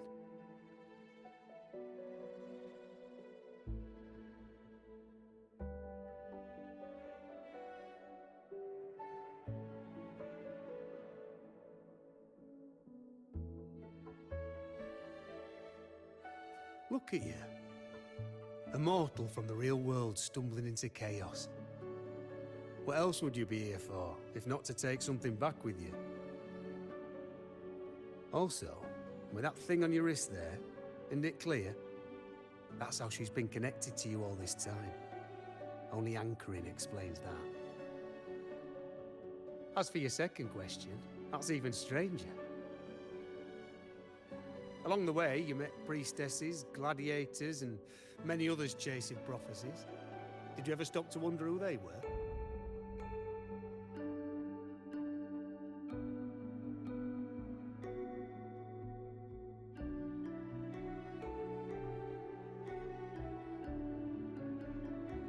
What is it you expect to hear, then?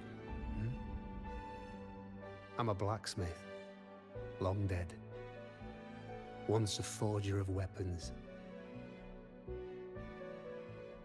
A father to a daughter. A reflection of her past in the chaos.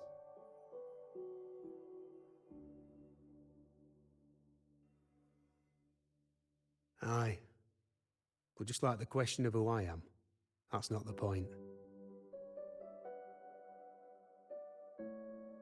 What matters isn't me, but you. Isn't that right? You noticed, didn't you? The more you rested near the Lunaran bows, the more memories and connections manifested into reality. Yuno's spectre became more real, and the bows grew. But now, chaos has that spectre. After all, it was never truly Yuno, was it? But the Lunaran bow. That's what the two of you built along the way. There'll be no more doors to choose from. You can keep the bow and take it back with you, find a new spectre to follow. As long as you have it with you, that should be enough. Or do you still want me to forge it into a bow?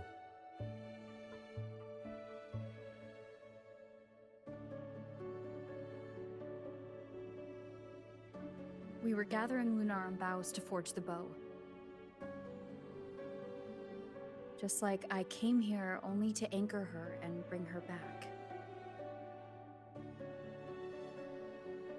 If you cut it here, all your previous anchoring will be for nothing. You might have to start over many times, with things going even less smoothly. Are you willing?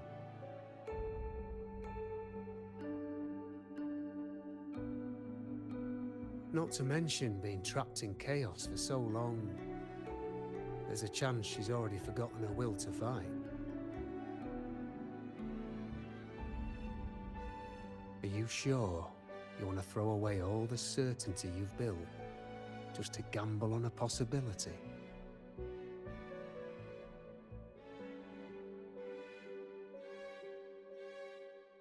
Forgotten to fight? I don't know who you think she is, but the you know I know is not someone to give in so easily. She promised we'd meet at the end. As long as you know needs a bow, I'll be the one to carry it for her. I always thought you followed the light's guidance. Now I see you reached this point because the light followed you. How could I forget? The greatest archery isn't about hitting the target every time. It's about letting the arrow choose the mark. Wherever it lands, that's where destiny awaits. I've said it before. I forge weapons. If you still want it, I'll forge the bow for you. Come then. Let's do it.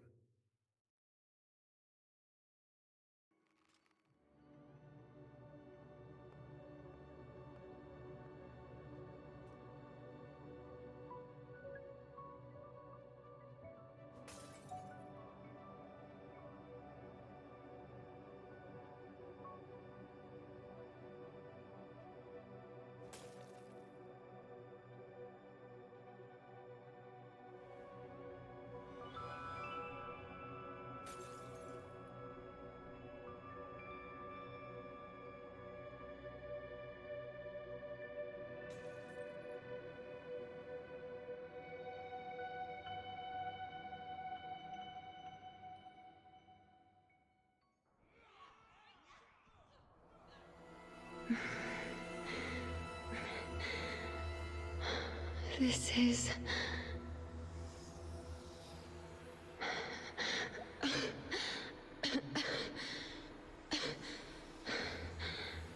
Yuno.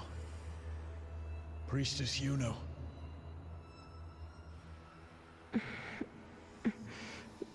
This again. My head spinning, my arms and legs. It's like I'm underwater. So heavy. I saw the Unwritten One at the divination altar at the Agora. And then... Go back, Priestess Yuno.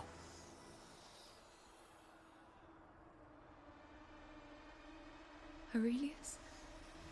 What are you doing here? Didn't chaos just take me?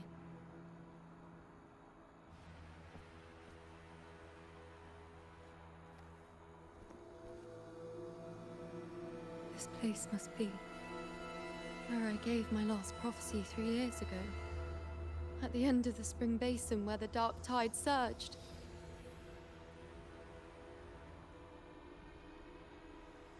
Priestess Yuno. We're already indebted to you for accompanying us on this journey.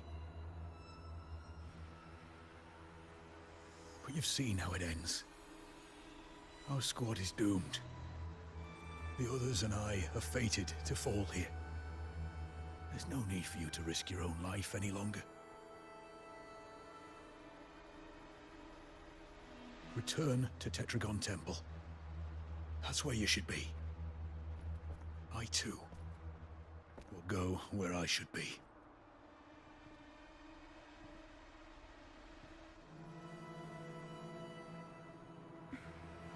Words fit for the abyss. Don't you dare underestimate me. Where to go, what path to take, that's something only I decide.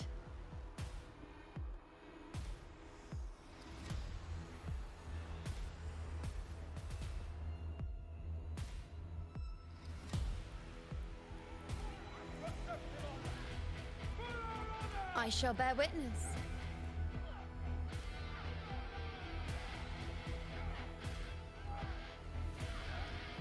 On you go. I feel much better.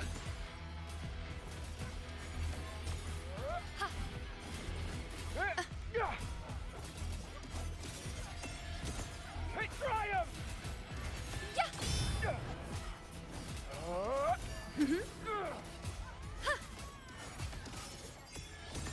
Thank you.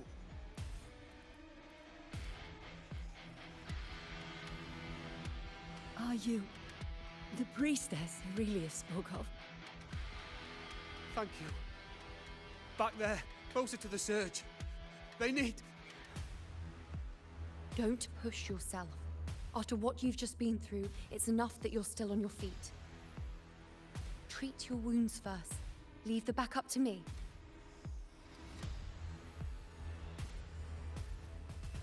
Keep up! Everyone, together! I shall bear witness. On you go. Present your offerings.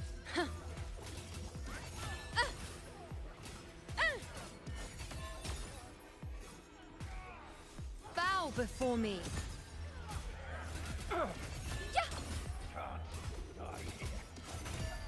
Thank you.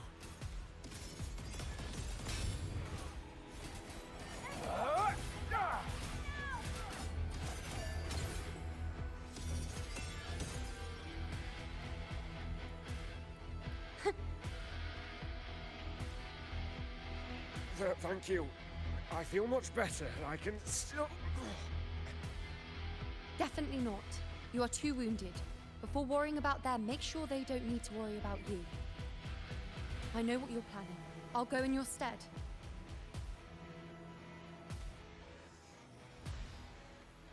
Keep up!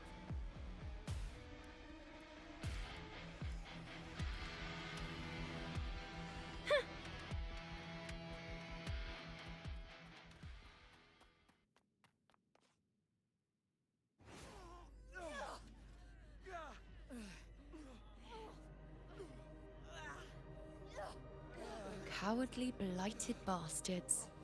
Always hiding in the dark tide.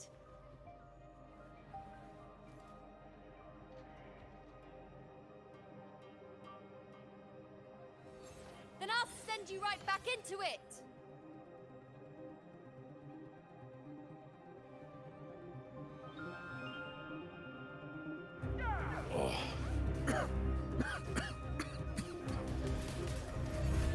Priestess Yuno.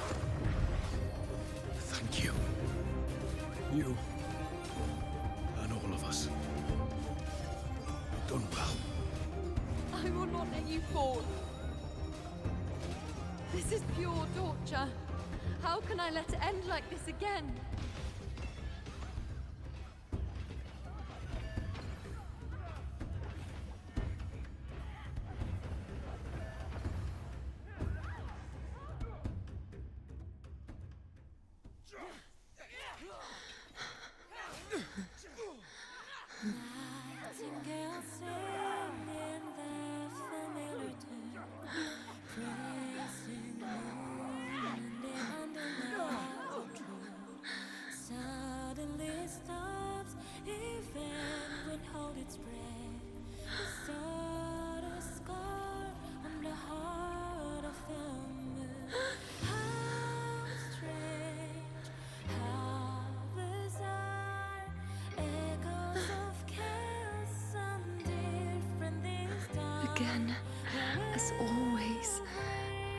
But why would I just stand by and watch you, accept you, complete you?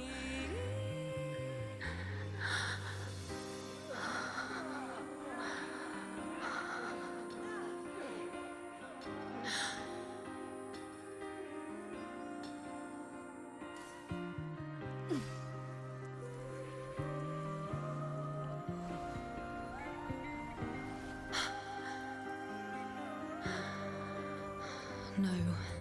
Even if the end is here, unavoidable, I still have the right to refuse. The Lunaran bow has grown strong. From now on, I need no one's guidance.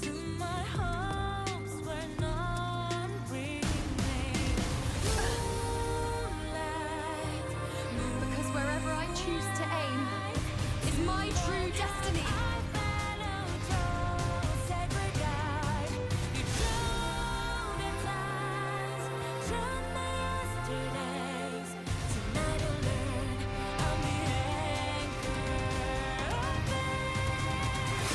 Shall bear witness, look closely.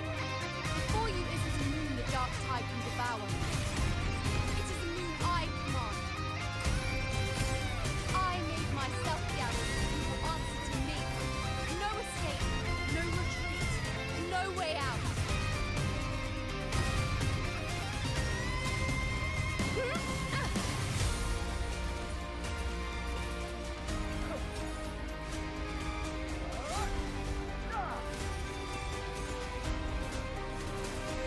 The moon is full.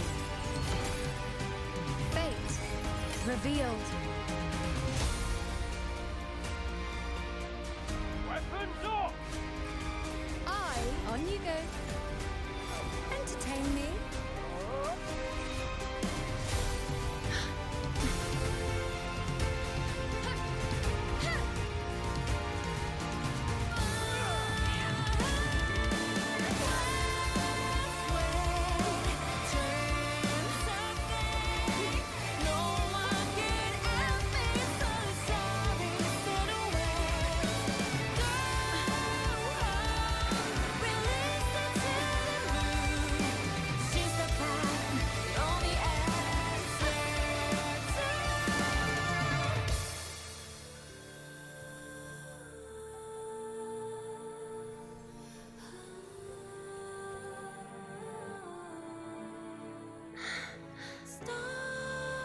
I told you. I'd rewrite the ending. You changed. On the scale, the scars sometimes win.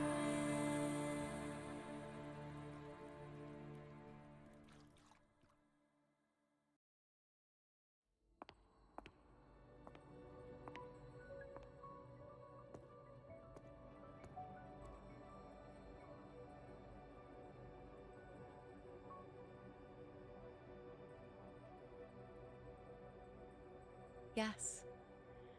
We've come out of the chaos between life and death, between existence and non-existence.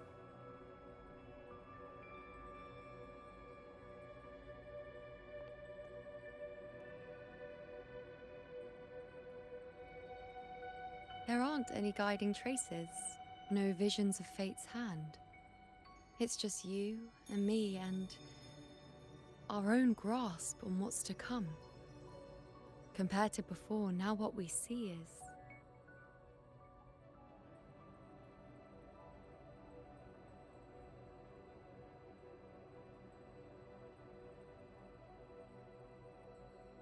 Yes.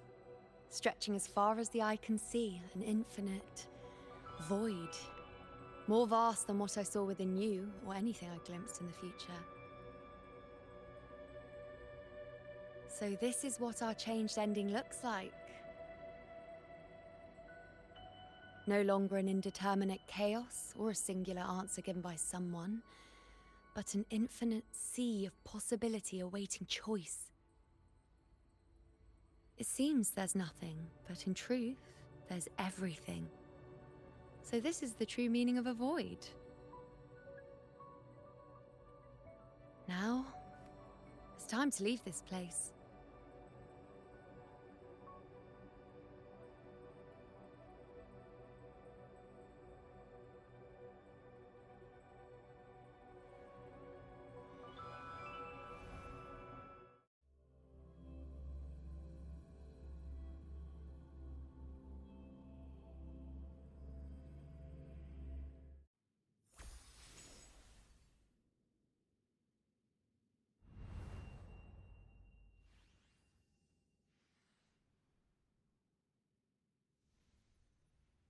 Wait. Why is it only me? Where's Yuno? The way into chaos is closed. Lilibet's not here either. Did the Inkering fail? Or is it not over yet? But Yuno and I made it to the very end. Does this mean this is the new ending I created?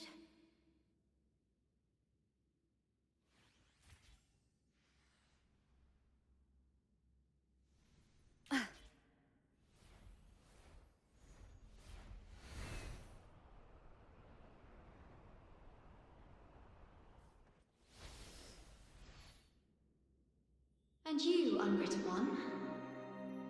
Were I to indulge in a bit of selfishness, you'd forgive me, wouldn't you?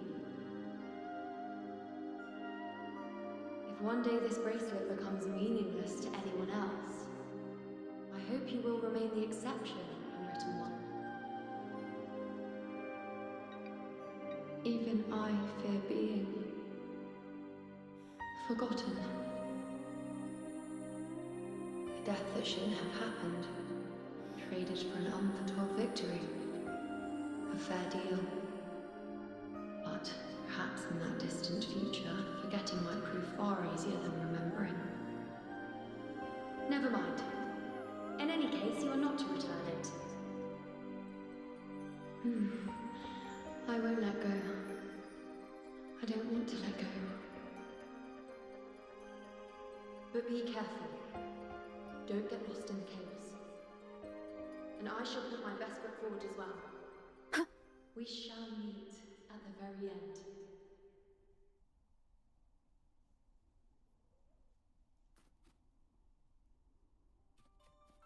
I don't see Lilibet anywhere.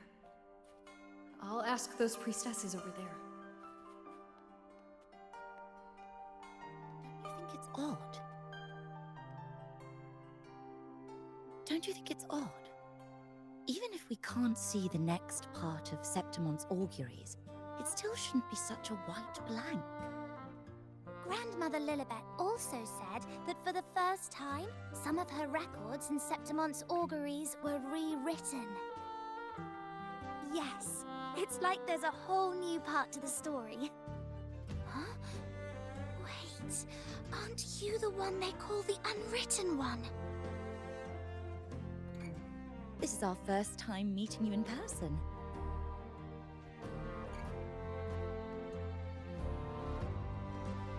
She returned not long ago, but she was here just now. Oh, I think I know where she went. Underground.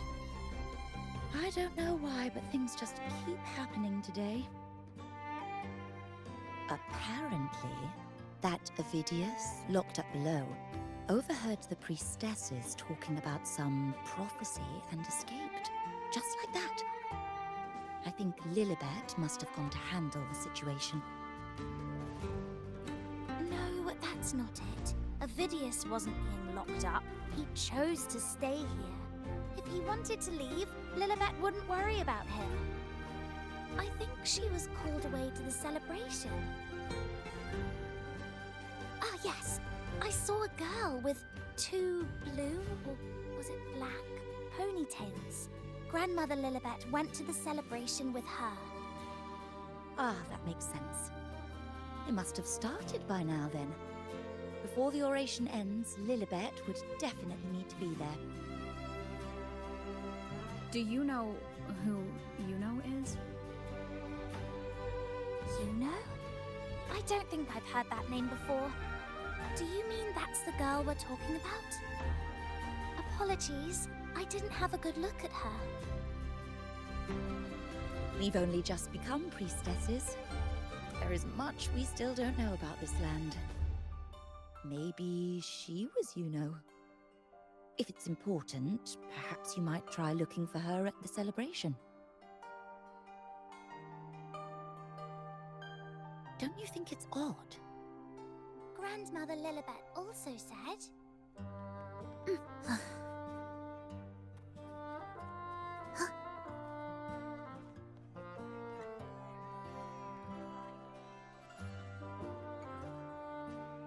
it's the unwritten one, eh? How have you been holding up? Since you've kept your distance from the dark tide, how are things? The bow, the girl, those daydreams of yours get any better?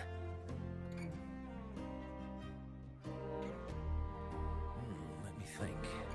Plenty of fresh faces here, but dark blue ponytails. Ah, I think I saw a girl like that. She walked like a cat, as nimble as they come. Seemed she was looking for someone too. She was just over there.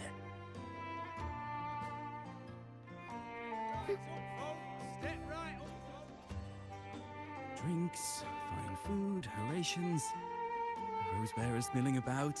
Yes, everything is just perfect. Oh, unridden one.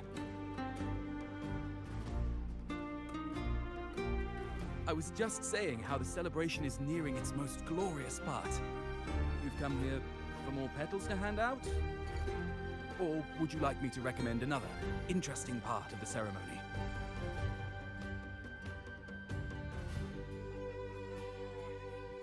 Ponytails, dark blue. My apologies, but I don't think I have. In a celebration this grand, it's easy to get separated. I'll keep an eye out for her for you.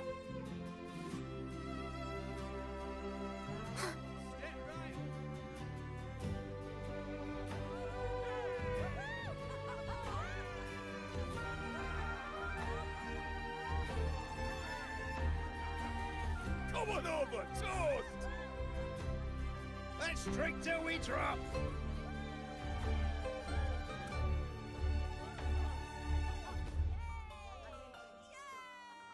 Fill me up to the top.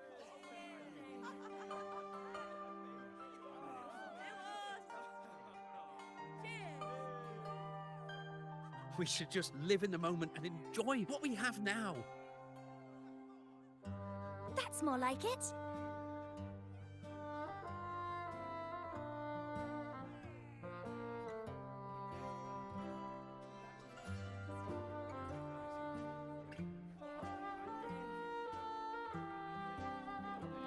Come, triumphant rain of petals! Make it even grander!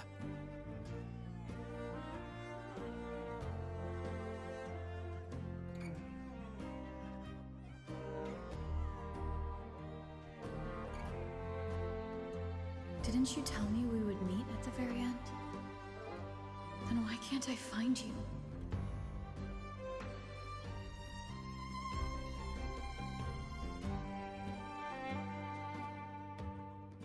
I could hear your voice from a distance. You know! Wasn't that it?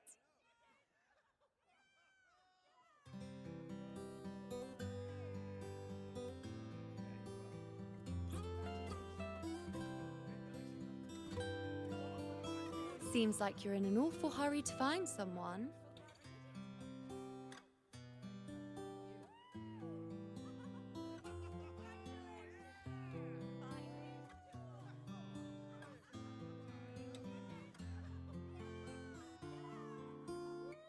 I thought you'd like this, us slipping back into our old familiar rhythm. Now you know I'm still me, and yes, I really am back.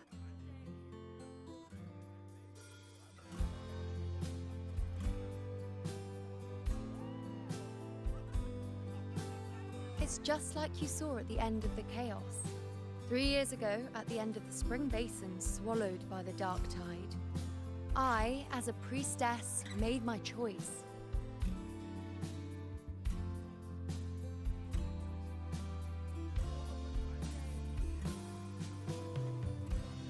I was so done with just being dragged along by the moon's whims. So I defied fate, severed the path, and became the arrow that struck at destiny itself. After that, I lost the ability to see clear visions of the future. But in return, I gained the power to anchor the Dark Tide's creations. With that, the last prophecy I saw changed slightly. In a squad doomed to fall, one survived. Aurelius.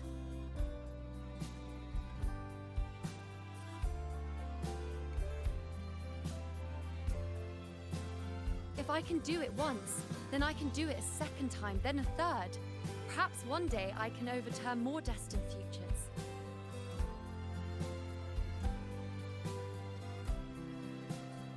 Since fate didn't prepare a hero of heroes, we decided to eliminate the needful one by taking on the disaster at its source, the Sovereign and the Paradise.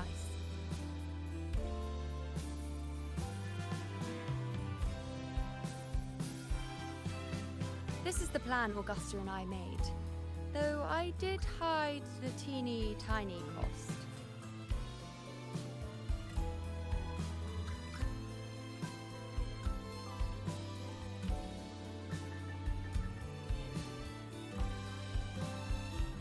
Anyway, all the Septimontians who were supposed to die are still alive. The end I once foresaw has changed. The meaning of this has already transcended my own existence. So then, even if every trace of my existence was erased, who can say that the altered fate I left behind isn't proof of my existence? More importantly, I had the privilege of standing by your side to witness what lies beyond the end. The void. An unwritten void. Perhaps it signifies the unimaginable possibilities yet to come.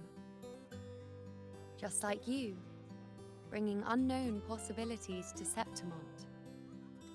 And to me.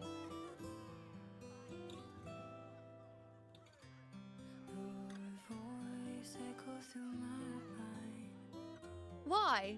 Sacrificing myself? Or just trying something I'm not sure about?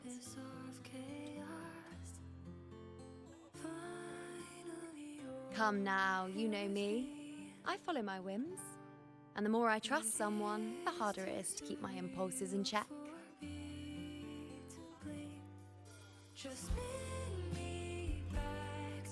I'm not one to make promises I can't keep. But I'll promise you this. If there is a next time, you'll be the first to know.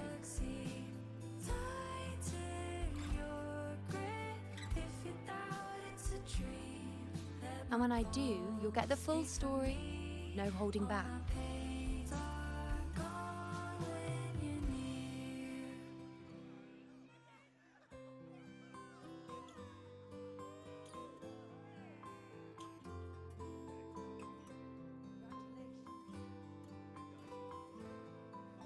I've run into a few friends since being back. Not one of them recognized me. Guess the memory of the you-know they once knew is just the price we had to pay. But at least, you still remember me. You pulled me from the chaos and brought me back to existence. That's enough. Oh, I'm certain Augusta and I, along with the rest of them, will be thick as thieves again, this time creating new futures. You really shouldn't underestimate my charm.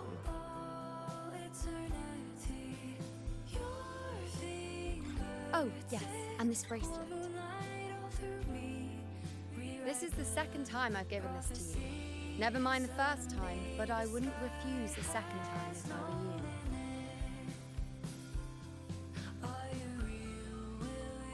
Being the second time means there's been a change. Now it's a testament to our secret little interaction. I've anchored the world, and you've anchored me.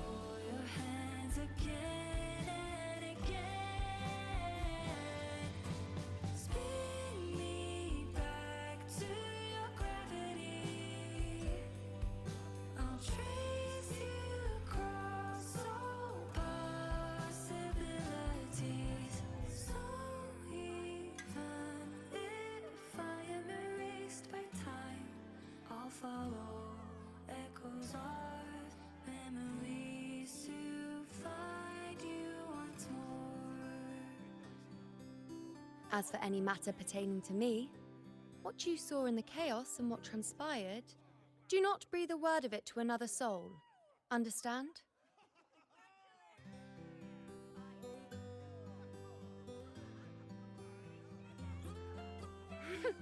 Bashful?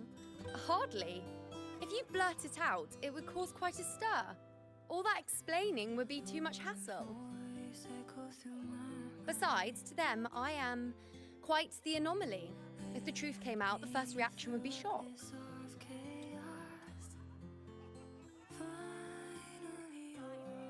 Well, then again, this is a perfect opportunity to start anew.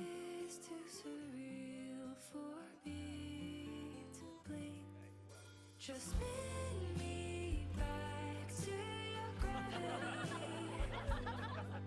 I'll orbit you in every galaxy. In Septimont, it would be a crime to miss the height of the celebration. After fighting side by side, we share honey and wine under a rain of petals, drinking to our heart's content. Surely you've heard of this little tradition of ours, haven't you, Unwritten One? Come on, let's go. Together. To be drenched in those rose petals that smell of glory and triumph.